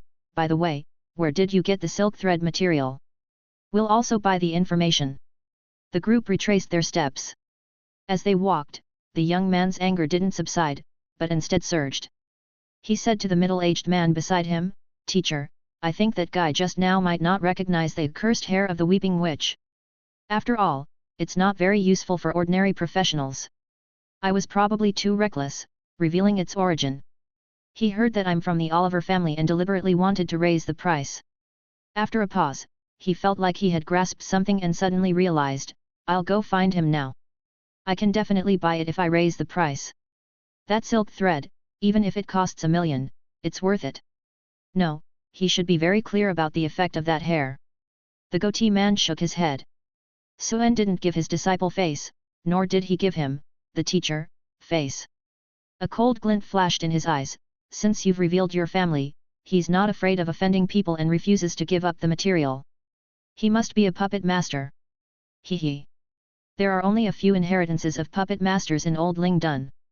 I'd like to see where he gets his confidence from." After a pause, the middle-aged man's eyes shifted, pondering, "However, I think he might be a wanted criminal. Otherwise, such a disrespectful guy wouldn't dare to disrespect the Oliver family, nor would he dare to disrespect him, Lloyd Rodney." "Yes, I also think you're right, teacher." Hearing this, the young man's eyes lit up, immediately understanding. He gave a look to his bodyguard behind him. The bodyguard immediately understood and quietly left the group. Suen was walking on the street when he suddenly sensed something. His brows furrowed and he muttered to himself, "I'm being followed." He had the ability to sense malice. Any malicious gaze would be immediately detected. Obviously, it was the people from the Oliver family just now. Did they have bad intentions? Hee. A cold smile appeared at the corner of Suen's mouth. But the camp was crowded and not suitable for action. Suen thought for a moment. He didn't want to cause a scene here, so he turned into a secluded corner. The person following him was probably a professional bodyguard, not very good at tailing. Since Suen had detected him in advance, and the camp buildings were complex and chaotic, it was easy to lose the target. Before long, Suen changed his clothes and mask, and once again walked boldly onto the street. At this time, he was no longer accompanied by a mechanical dog and goods, but by a burly man in a cloak. Although this kind of large physique was eye-catching, such exaggerated close combat professionals and heavy mechanical warriors could occasionally be seen on the street. Having changed the witch's hair, the control thread completely disappeared in the air. With breathing and heartbeat, others couldn't detect the abnormality of the hateful living corpse. In this way, Suen led the living corpse towards the direction of the Hunters Guild.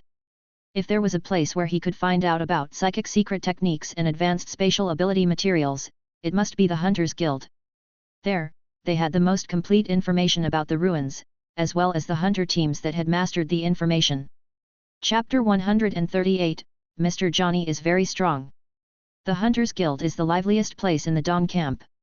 And, it is located in the dilapidated villa of the Storm Manor.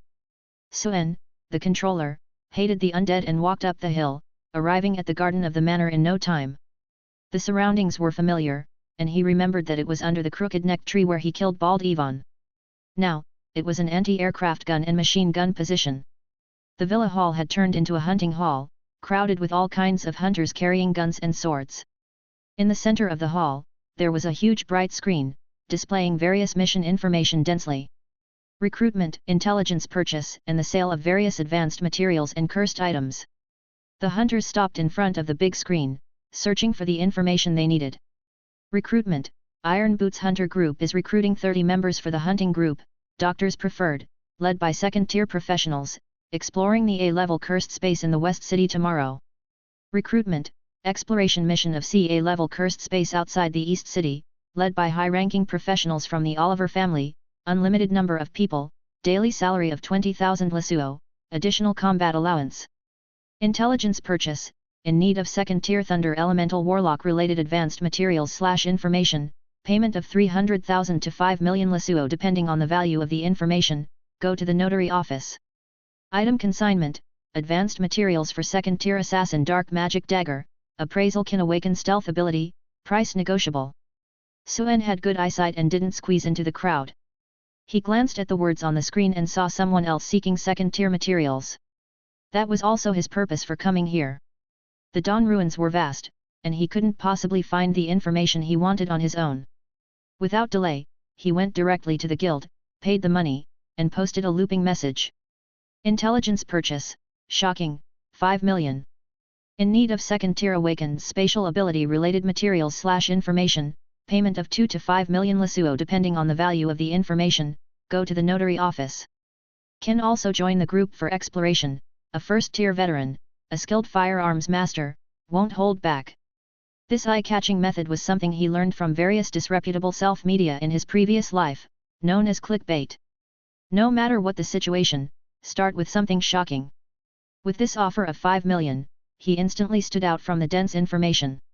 As for the secret mental power technique, he didn't post it.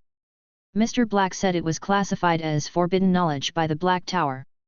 Suen felt that if he made a big fuss about it, it might attract some ill-intentioned people. After posting the intelligence purchase information, Suen stood at the entrance of the hall for a moment, wanting to see if there was any information that interested him. Just at this moment, a probing voice suddenly called out from behind.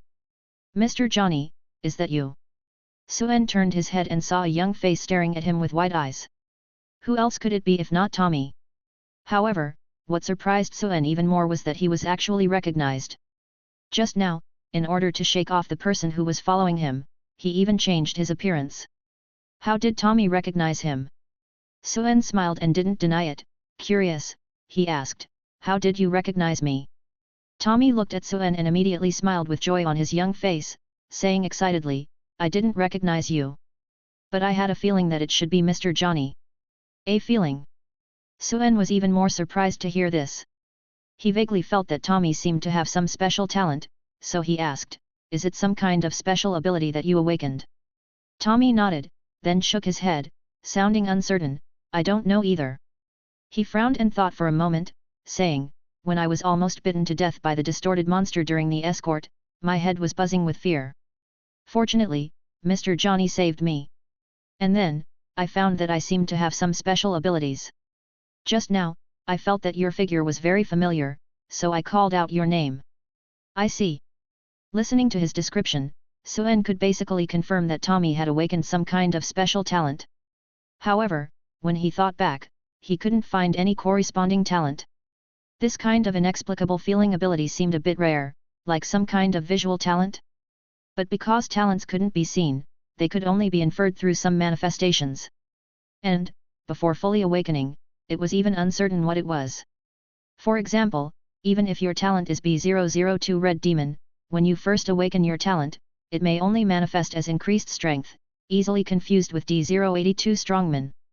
Without developing and controlling that strength, there would be no chance to transform into the Red Demon, and it was possible that such a rare talent would be buried for a lifetime. For ordinary people who didn't plan to become advanced professionals, this situation was normal. When Suen saw Qiantia revealing her two-stage awakened talent Rakshasa woman, he had also curiously asked about some knowledge about talents. He was now certain that talents had growth potential and could be broken through for a second time. Although it is uncertain what factors affect growth, according to the experience summarized from thousands of cases, talent awakening is almost always related to combat. Only by experiencing the despair between life and death can one have a great realization. This is also exactly what Tommy described. Suen frowned and thought for a while, but couldn't figure out what Tommy's talent should be, so he asked, what about your dad? Does he know that you have awakened your talent? I told him. Tommy said, pouting and saying with a grievance, he said I was just daydreaming. My dad also said. Pausing for a moment, he imitated Benson's tone, with a rough voice, the talents I awakened are all about strength. You must have awakened strength too.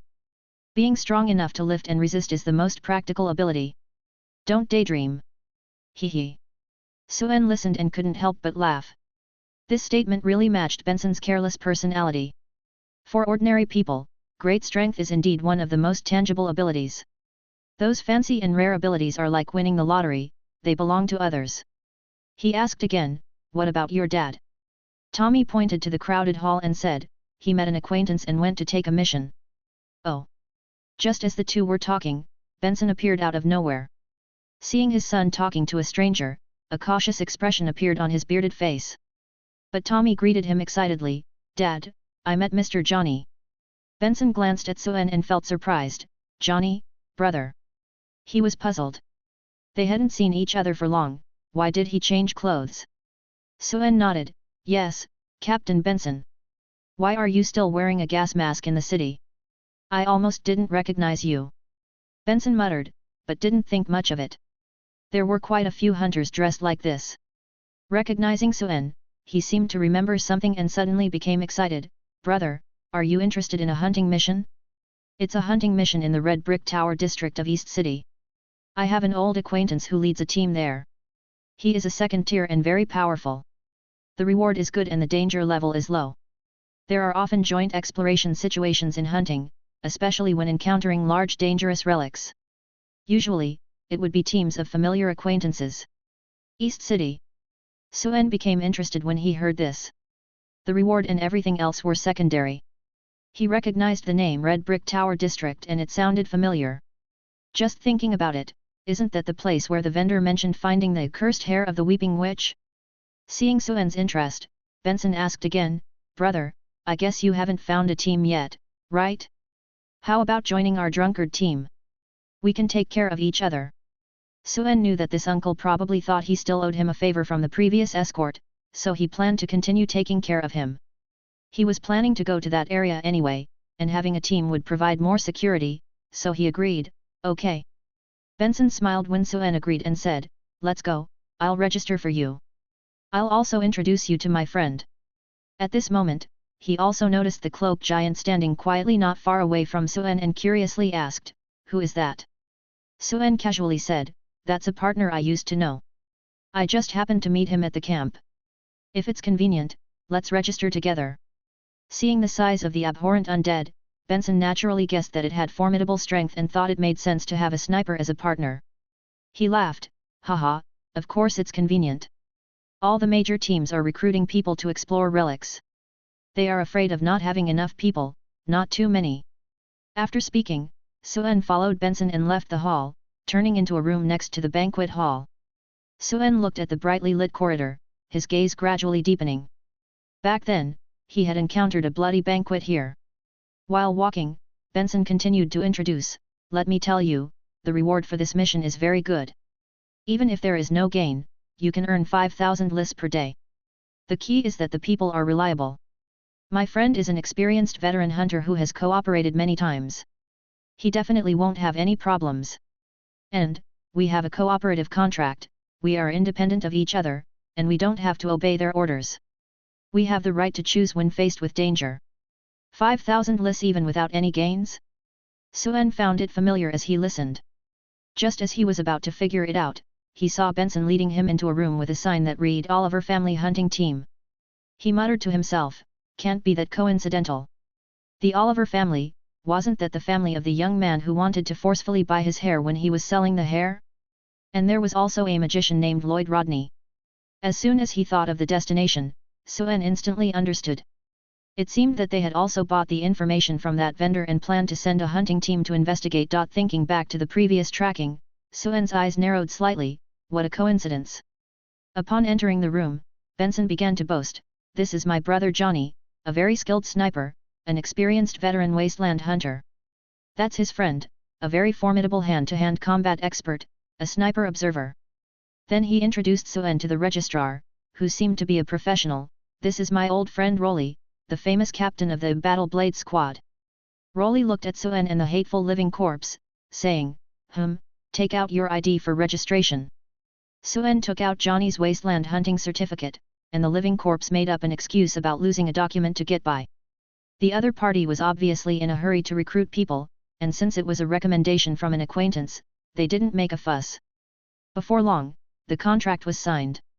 Suen was now under the Drunken Ghost Squad, and would join the large team organized by the Oliver family to the ruins tomorrow morning. After completing the hiring procedures, Suen didn't stay long at the Wasteland Hunting Guild. After bidding farewell to Benson and his son, he led the living corpse to the camp to find a place to stay. Watching Suen leave, Benson also breathed a sigh of relief. He hooked Tommy's shoulder, saying, let's go, son. As he walked, he continued to boast about his ability to get things done. Phew. I managed to find a reliable hiring mission for brother Johnny. After all, a lone ranger, especially a gunman, it's not easy to find a team, and it's easy to run into black teams. Tommy, watching Suen's retreating figure, seemed to think of something and muttered, I think, Mr. Johnny is very capable. Even without your introduction, Dad, he would definitely be able to find a good team. Benson didn't understand the meaning of Tommy's words, raising an eyebrow, brother Johnny's marksmanship is indeed not bad. But it was just not bad. He had seen it during the previous escort mission, that marksmanship, compared to his team's gunman Paul, it was a 50-50 chance. Chapter 139, The Legendary Shabina. Suen walked out of the hunter's hall and walked around the camp. Considering the time, it was still early in the afternoon, so it was too early to rest. He thought that he should learn more about the relics, so he decided to go to the tavern again. The tavern was not only the most important information exchange center besides the hunter's hall, but also Suen believed that the hunters who could afford the 10 times more expensive drinks in Old Lingdun were mostly the ones who successfully came out of the relics. They would definitely have a lot of valuable first-hand information. Suen looked around and chose the largest tavern with the most people, conveniently named Black Jazz. This was a chain brand that was famous both inside and outside the city of Old Lingdun. The main financial backer behind it was the Clark family, one of the 5 major consortiums that built the camp, and also the financial backer behind the Steam Party. Even though it was still daytime, the tavern was packed with all kinds of drunken customers. They were all hunters who had come out of the relics and earned money to spend. Suen found an inconspicuous spot in the corner and sat down. A bottle of Old Ling Dun's 40, here it was 400 Lesuo for a bottle of black wheat beer, and they sold it by the dozen. He also called a decent-looking hostess, who only accompanied him for drinks, with a minimum tip of 3,000. Don't underestimate these hostesses, they were the ones who had the most information in the tavern. Although they didn't go hunting, they stayed in the tavern all day. They accompanied many different customers and had a lot of unexpected information. Suen drank his wine sip by sip, listening to the customers chatting. Have you heard? The Firebird hunting team that went out a few days ago came back last night with a super big harvest. It is said that those managers from the major business associations who came to collect the goods broke the team leader's door. How is that possible? It is said that the members of the Firebird team had extremely good luck. They accidentally entered the central city area and not only did they not get wiped out, but they also luckily found a forbidden level cursed item. The money they received is enough to live a comfortable life for the rest of their lives. Why don't we have such luck in our team? Captain Base, don't even think about it. The central city area has many high-risk cursed spaces, and there are also those endless distorted monsters. The situation is still unclear now, even top professionals dare not guarantee that they can come back alive. That's right. I heard that the Iron Crocodile team mistakenly explored an S-level cursed space yesterday and suffered heavy losses. There are also 2 T-level cursed spaces appearing in the West City. The 5 major families have arranged slave teams to explore, but they were all wiped out.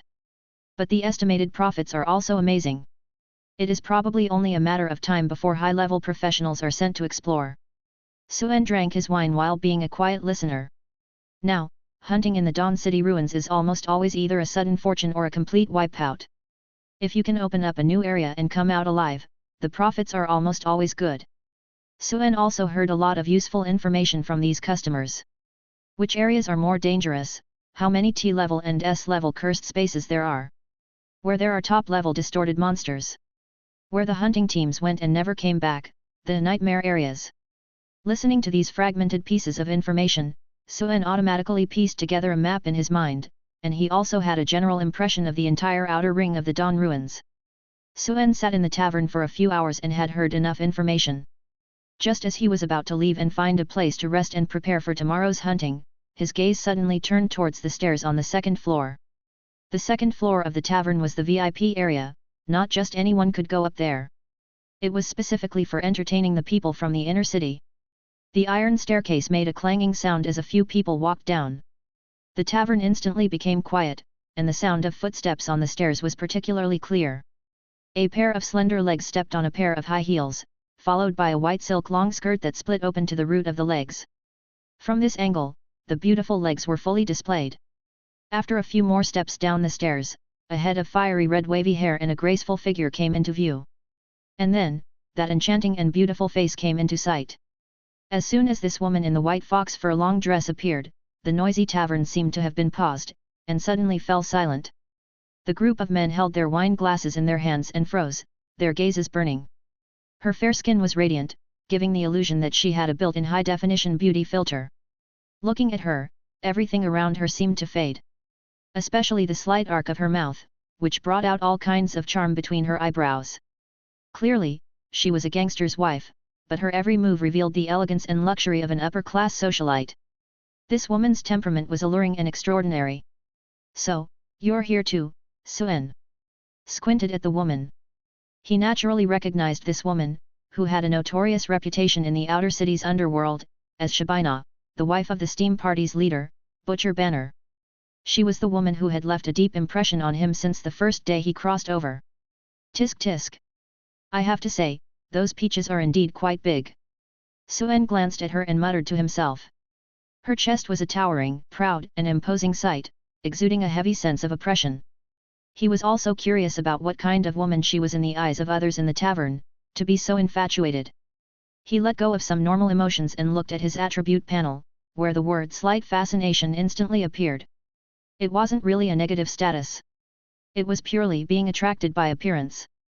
She was a stunning beauty who could ignite desire with just one glance. Her charm attribute is quite high. Is it an innate seductive talent or some other ability? As his emotions settled, the trace of infatuation in Suen's eyes disappeared instantly. In that instant, the woman glanced at the tavern. With just that casual glance, the sound of everyone in the tavern swallowing their saliva could be heard. Suen keenly caught that gaze, and his spiritual power on his own panel fluctuated slightly.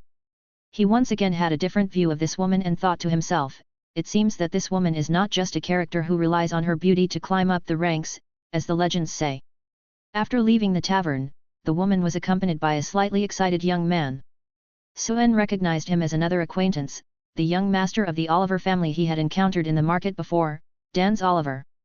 Young Master Dans, let's stop here for today's drinks. I'll wait for your good news. No problem. Perhaps they had just discussed something upstairs, and the two of them whispered to each other as they walked out of the tavern. Once those people had walked far away, the men in the tavern, who had been dumbfounded, seemed to come back to life. The tavern returned to its noisy and bustling state. Damn, if I could sleep with a woman like that, I'd be willing to shorten my lifespan by 10 years. SHH, keep your voice down. You dare to have thoughts about Butcher Banner's woman? Are you tired of living? Although I have to admit, I think the same way, ha ha ha. Suen listened to these whispers and chuckled lightly. He didn't stay long and left the tavern. Early the next morning, thousands of fully equipped hunters had already gathered at the camp's entrance. Looking at the flags, there were hundreds of hunting teams, big and small. The agreed meeting time was 7 o'clock, and Suen arrived 10 minutes early. When he arrived, he saw that the members of the drunkard hunting team were also present. The team was well equipped, following the standard configuration of a small team, heavy armored soldiers, doctors, gunmen, sorcerers, and demolitions experts. As the team leader, Benson was urging the members to do a final check of their equipment. Seeing Suen approaching, he greeted him warmly, "Brother Johnny." Suen nodded in response. He saw Tommy fully armed and appearing in the team, and asked in surprise, "Captain Benson, why did you bring Tommy to the ruins?" Benson's eyes flickered with affection, but also helplessness, and he said, "Yeah, this kid insisted on coming." Tommy, who was beside him, patted the gun at his waist and complained, "Dad, I'm not a kid anymore." Benson shrugged indifferently, turned his head, and smiled at Suen, "When I was his age, I was already out hunting. Since he chose this path, he will eventually have to grow up." Hearing this, Suen didn't say much. Hunters have their own destinies. At exactly 7 o'clock, the team set off.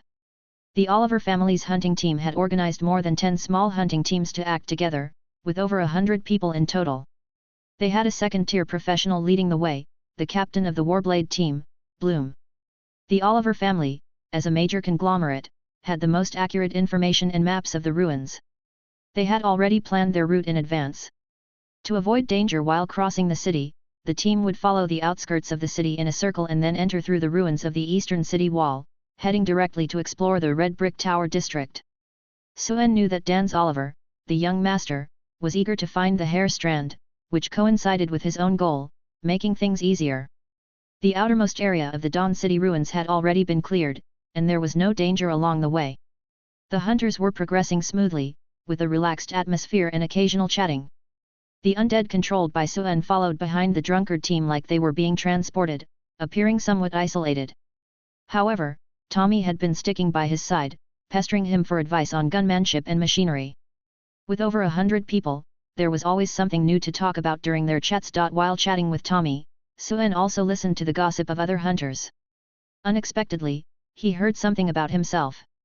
"Speaking of which, have you guys heard that there is a new ruthless person in Old Lingdun City, a new top 10 S-class wanted criminal? Oh, there's a new face in the top 10 of the wanted list? Where did he come from? I heard that he is a very powerful firearms expert from the Cross Society, called Suen. It is said that he killed 3 second-tier professionals from the inner city and became famous in one battle. This is an exaggeration. Even a firearms master may not be able to kill 3 second-tier professionals, let alone an expert. The battle on Green Street was fierce, and many people have heard about it. Moreover, I also heard a rumor from my nephew that before this Suen joined the gang, he was actually a bodyguard and driver who defected from a wealthy family in the inner city because he had an affair with a beautiful mistress of a nobleman. That's why he was hunted down." Listening to the stories from those people, Suen originally wanted to gather some useful information. But the more he listened, the more something felt off. Familiar formula, familiar plot, isn't this exactly the same as the Red Devil back then? In the end, the topic of these rough men quickly shifted from the new rookie on the wanted list to which nightclub had the most beautiful women. On the other hand, Tommy listened with great interest. This kind of legendary story was his favorite at his age. After listening to those people discussing S-rank Suen, he suddenly thought of something and turned to Suen curiously, "Mr. Johnny, who do you think is more powerful, you or that S-rank?" Suen smiled, "Me? I'm far behind." Tommy said seriously, "But I feel that you are very powerful. At least you should be much stronger than my arrogant old man." Upon hearing this, Suen asked curiously, "Is it your feeling ability again?" "Yes." Tommy thought for a moment and pointed to the person in front of him, "Right now, I feel a light from everyone. The firelight on my old man is like a candle, while others are like matches, and Mr. Johnny, you are like a big fireball." Light? Did he see the soul, spiritual power, or dark spiritual power? Suen felt that Tommy might have awakened a very powerful talent. He thought for a moment and said, "Tommy, you must never tell anyone about this ability in the future. Otherwise, it may bring big trouble to you and your father." Tommy was smart, and he naturally understood what Suen meant. He patted his chest and said, "I know. But because it's Mr. Johnny, I said it. Because I feel that you are a good person, better than anyone else." Listening to this, Suen smiled again. The hunting team walked along the outskirts of the city for half a day, repelling several small-scale attacks from distorted monsters, and finally arrived at the designated entrance area of the city. Dawn City had no city walls, and one could enter the city center by finding any road. The city was full of ruins, a scene of devastation after a great war. After stepping into this building ruins, the leader of the Warblade squad, Captain Bloom, shouted, "Everyone, be careful. We are now entering a dangerous area. Check your equipment and be on guard against monsters from the sky, underground, or anywhere." Everyone responded in unison, "Yes." The hunters, who had fought a months-long battle with distorted monsters in the streets and alleys of Dawn City, not only did not reduce the number of monsters in the city, but they increased instead. No one knew where these monsters came from, but no matter how they were killed, they couldn't be completely eradicated. Moreover, after entering the city, a mist gradually spread in the air, greatly limiting visibility. The mist would also move with the wind, and when it became dense, the visibility would not exceed 10 meters. The atmosphere in the hunting team suddenly became tense. As they went deeper, they encountered several distorted humans feasting on some corpses. The hunters quickly shot and killed those monsters who were once their colleagues. Then, not long after entering the mist, the expected large-scale attack came. The breath of living people was like a lighthouse in the dark night, attracting nearby monsters. As they walked, Suen suddenly moved his ears slightly and quietly placed his hands on the pistol at his waist. After a second, someone finally shouted a warning, "Be careful, there are monsters in the sky." Before the words had even fallen, strange screeches came from the mist. The sound came from all directions, and the number was astonishing. In the next moment, everyone looked up and saw a group of giant bats with wingspans of 2 to 3 meters suddenly flying out of the mist. The flapping of their flesh wings created a whistling sound. Bang, bang, bang, bang. Gunshots rang out, and everyone fired their pistols into the mist in a frenzy. But there were too many monsters, and shadows continued to fly out from the mist.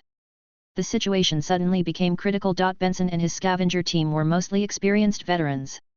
They quickly formed a defensive formation when they encountered trouble.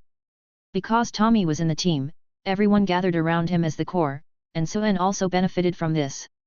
He didn't have many opportunities to take action, occasionally firing a few shots to take down a threatening bat, then firing randomly, as if he was participating. Fortunately, because they were prepared in advance and had enough firepower, the scavenger team quickly repelled those strange bats. However, even so, the scavenger team still suffered casualties. "Damn it, we're 2 men short, taken by those bats. Our team also lost one. Everyone be careful, the bat's blood has corrosive toxins." They had just entered the ruins and the team had already suffered losses, which immediately made the atmosphere heavy. However, the drunkard team was surprisingly intact, with almost no losses. The situation was chaotic before, and no one noticed Suen's excellent marksmanship. Tommy, who was next to him, noticed something and asked quietly, "Mr. Johnny, the bat's eyes are so small and they're flying around. How did you hit it?" "Just lucky. Practice more and you can do it too." Suen casually replied with a smile, not expecting this little guy to be so observant. "Let's go, keep moving." The scavenger team didn't suffer much loss. They cleaned up the battlefield and continued to go deeper. As they passed by the pile of corpses, Suen glanced at the bat bodies on the ground, a thoughtful look in his eyes. Abyss bloodthirsty giant bat. Explanation: prefers darkness, bloodthirsty, a mutated monster that has lived in a rich dark spiritual environment for a long time. It has combat power exceeding the limit of its species. Looking at the information identified from this monster, Suen somehow thought of the mutated monsters in the sewers of Old Ling Dun. Chapter 140, The Legend of the Clock Tower Monster. The ruins of Dawn City are as dangerous as the legends say. After the first wave of attacks by a swarm of giant bats, the hunting team encountered several more waves of monster attacks, resulting in casualties. Among them, there was a wave of monsters that even Suen found slightly troublesome. It was a humanoid monster with 4 limbs and sharp claws, and its brain was outside its body. It would burst out from the mist like lightning, kill people, and then disappear back into the mist. Its speed was so fast that even ordinary gunmen didn't have a chance to pull the trigger before it vanished. The identification information showed that it was a monster called Blinker, which was a mutated assassin. Mutation is the result of the body being unable to withstand the dark energy and undergoing changes. The dark spiritual power in this ruin is more than 10 times that of Old Ling Dun, and the degree of mutation of the monsters is much higher than in other places. Therefore, even though it was a first-tier monster, some of its attributes were several times stronger than ordinary first-tier professionals, such as speed.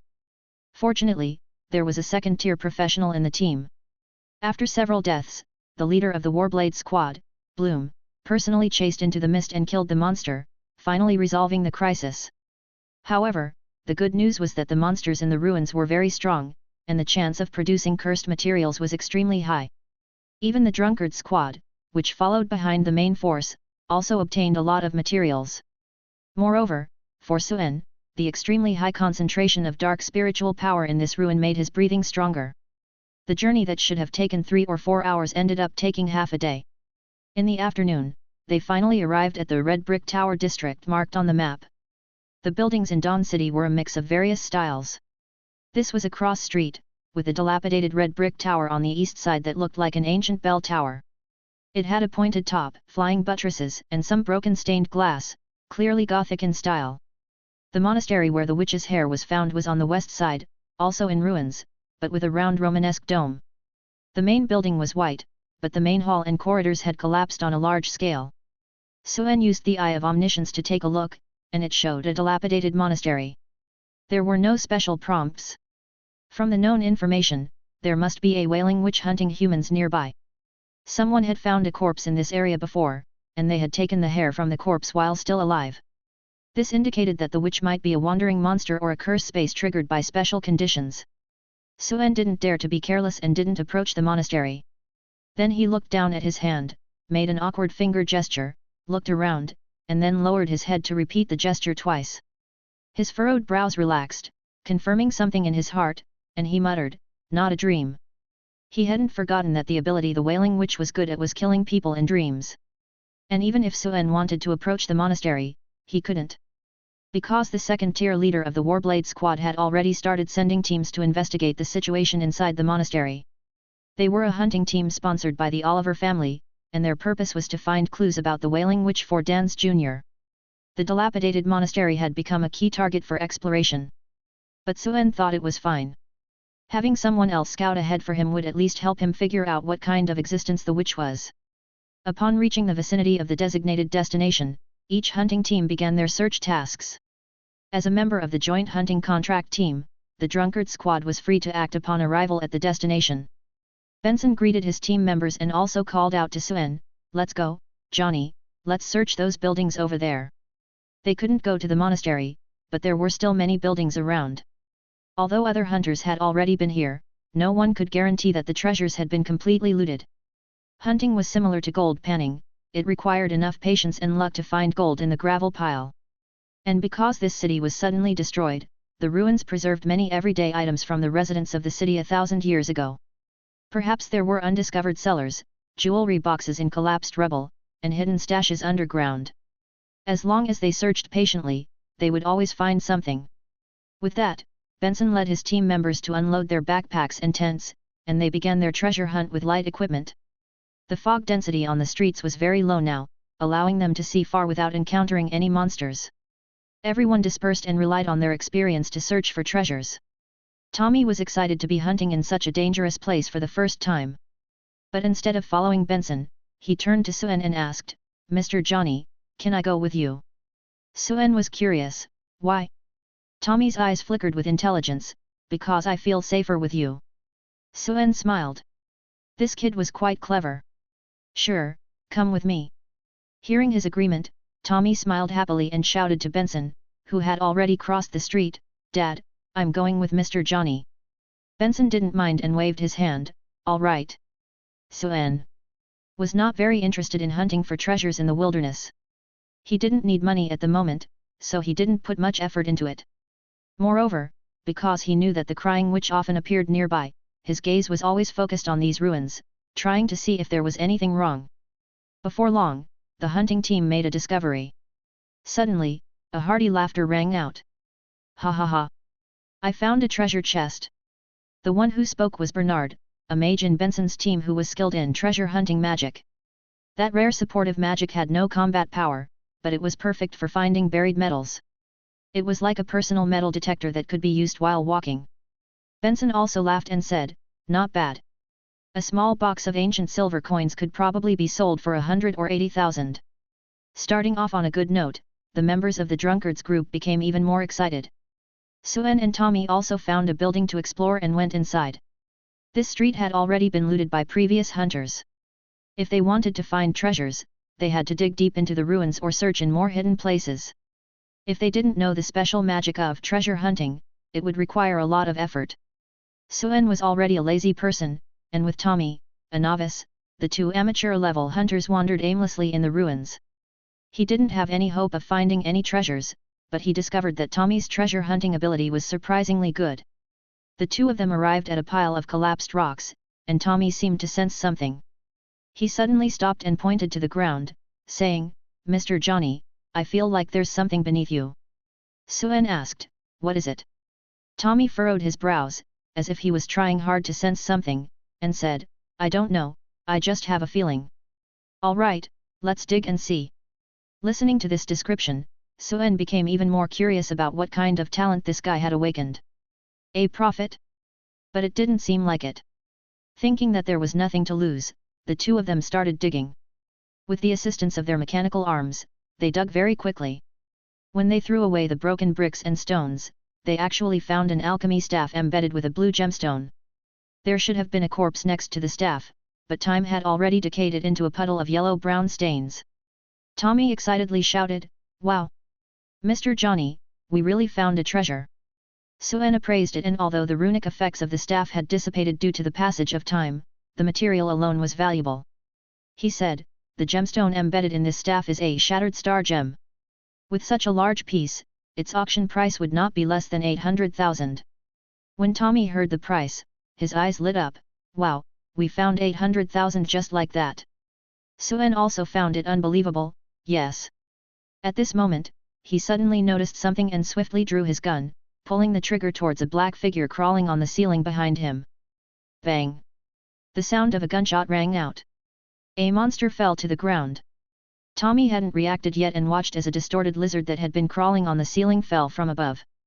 Gunshots occasionally rang out as the hunters killed scattered distorted creatures hiding in the buildings. But the lack of large-scale battles indicated that there weren't many monsters and they weren't much of a threat. However, this made Suen even more cautious. In the Dawn City where distorted creatures roamed in groups, this situation was abnormal. Suen and Tommy wandered around the ruins, and before long, they arrived at the collapsed red brick tower. This place had already been searched many times, so there probably wasn't anything valuable left. But at this moment, Tommy noticed something and pointed to the collapsed building, saying, "Mr. Johnny, why do I feel like there's something strange about that clock tower?" Hearing this, Suen also became interested. If Tommy said he had a feeling, there was most likely a problem. It was a square clock tower, and erosion over the years had reduced it to only a 7 to 8 meter base. When Suen estimated its intact state, it was probably at least 100 meters tall. In addition to the broken bricks and stones on the ground, there were also some shattered and rusted oversized clock parts. For example, a giant bell that looked like it weighed more than 10 tons. Although it was made of metal, no one could take it away, nor was there any need to. This thing was worthless. Suen focused his gaze on the collapsed ruins, examining them one by one, but he didn't find anything unusual. With a hint of doubt, he turned his head and asked, "Tommy, where do you think there's a problem?" Tommy thought for a moment and said, "That bell." Suen furrowed his brows as he listened, and once again stared at the 10-ton bell, trying to discover something. From top to bottom, inside and out, he didn't miss a single detail. He even deliberately looked at the rust patterns. However, after looking at it for a few minutes, he still didn't find any clues. Could it be that there was a need for a certain special condition to see its peculiarities? Suen thought of the cursed space at 88 Ginkgo Street that required one to think about it in order for it to exist. Or, did Tommy perceive it wrong? While the two of them were circling around the bell, Suen didn't notice that a 10-person team from the Warblade squad that was heading to the monastery for investigation suddenly disappeared into thin air. A few seconds later, the huge bell that Suen had previously seen as nothing out of the ordinary suddenly revealed different information. The legend of the clock tower monster. Explanation: a cursed space with a special trigger method. It only appears when the weeping witch appears. Ring the bell, and the space will engulf anyone within 100 meters who hears the bell. Normally, this is a curse space with a danger level of A, but for you, it is a level D. Enter the clock tower, fulfill the monster's wish, and you can leave. Special reminder, do not let it sense your disgust, otherwise it will be enraged. It really is a special trigger. Suen looked at the information, his thoughts racing. But according to the intelligence analysis, this was not the cursed space of the weeping witch that he had predicted. Instead, it was a companion space that only appeared when a witch appeared. Suen furrowed his brows as he looked at it. Being a level D meant that there was almost no danger. Before he could think too much, in that instant, Suen also heard the sound of heavy objects falling nearby. Tommy, who was beside him, exclaimed, "Mr. Johnny, look! There are so many corpses here." Suen's gaze followed and saw that not far away, 10 bodies appeared out of thin air. Suen's gaze sharpened, immediately realizing something. The fact that the bodies appeared out of thin air meant that they were expelled from the cursed space. He looked at his own hand again and made a strange gesture. Not finding anything abnormal, he breathed a sigh of relief. It's not a dream. Using his all-knowing eyes to survey the surroundings, there was nothing unusual. All 10 bodies had the emblem of the Warblade squad, a blood-colored warblade. And these faces were somewhat familiar, they were the members of the 7th team of the Warblade squad. Suen remembered that this seemed to be the 7th team of the Warblade squad. The bodies looked peaceful, but there were several crystal-clear threads piercing through them. The Weeping Witch. Suen immediately understood. No wonder the cursed space of the clock tower monster's legend appeared, its trigger condition was the appearance of a witch. Having discovered this, Suen suddenly looked towards the direction of the monastery. It's not just monsters, which means there is another cursed space there with a special trigger. At this moment, Tommy also noticed the silver hair. He curiously pulled out one from the body and asked, "Mr. Johnny, what is this?" Suen naturally recognized this thing. However, there were nearly 30 strands of hair on these 10 bodies, which was more than all the strands Suen had in his hands combined. Only now did he understand how these strands of hair were obtained. However, this thing was not easy to obtain. Just as Tommy was pulling out the strands of hair from the body, a nearby team also saw something and quickly walked over. The captain leading the team coldly stopped Tommy from continuing to pull out the hair. "Kid, that thing is not something you can touch." Hearing this tone, Tommy was frightened and stood there at a loss. But as Suen listened, his eyes suddenly turned cold. Originally, Suen didn't expect to obtain these strands of hair through normal means. After all, these 10 fresh bodies were all members of the Warblade squad. They wouldn't let outsiders take what they risked their lives to explore. But what was this malice that felt like a thorn in his back? Suen looked up at the team. He didn't remember wrongly, they were the 2nd team of the Warblade squad, and the explosive-haired captain who spoke was named Bombman Collins. "Tommy, who was beside him, was a bit puzzled and asked, "Captain Collins, what do you mean?" Collins naturally recognized Suen and Tommy as members of the drunkard squad, but looking at the bodies, he seemed very irritable. "I said, don't touch these damn threads." Tommy's face turned red from being scolded and argued, "We didn't say we wanted to take them." At this moment, Collins completely lost his patience and glared at Tommy and Suen, "Get lost." That adult had given a strict order. They must find the weeping witch this time, or a sufficient number of strands of hair. Otherwise, even if everyone in their squad died here, they couldn't go back. Right now, it was still not enough. Which meant that there would definitely be more people who would continue to die. Suen, who had remained silent, had already determined something. His expression under the mask suddenly became playful as he greeted Tommy beside him, "Let's go, Tommy." After turning around, the expression under his mask suddenly became sinister. Malice has turned into murderous intent, it seems like my guess was right. They claimed to be working together, but in reality, the Blade Squad with their second-order professionals didn't need to bring along a group of disobedient independent players, considering their combat power and equipment. The most reasonable explanation was that these guys had ill intentions from the start, rather than considering any personal feelings. Otherwise, they would have warned everyone about the presence of the Weeping Witch here. They probably thought that the more teams they had, the more people there would be to trigger the traps. After all, exploring a completely unknown cursed space meant risking their lives. Just like the 10 corpses in front of them. Judging from the situation, Benson, the squad leader, also fell victim to the familiar faces. They weren't sure if the witch was here before, and other places in the ruins might not be safer than here, so there was no point in warning Benson. However, even though he had guessed some of the signs, Suen still followed them. Firstly, he thought he had to come and see for himself, no matter who he was with. Secondly, if they really had malicious intentions, Suen thought it would be a good opportunity to gain some experience and loot. With the hateful zombies and the black scythe in hand, the Blade Squad was not enough to make him feel threatened. Now that the bodies had appeared out of nowhere, it meant that they had figured out how to trigger the Weeping Witch's cursed space. Their malicious intentions had clearly turned into murderous ones. However, killing people out of the blue didn't seem right. They had the advantage in numbers, and Suen might not gain much from a direct confrontation. Even though he had guessed the truth, the sense of malice was still hard to explain. When the fight really started, the independent teams might be confused about who to support. Unless absolutely necessary, Suen didn't want to antagonize these independent scavengers who were unaware of the situation. But he also didn't plan to wait until someone pointed a gun at his head to fight back. So, he thought of another way. Ignoring the bodies, he walked straight to the giant bell, took out a metal object, and struck the bell hard. Dong!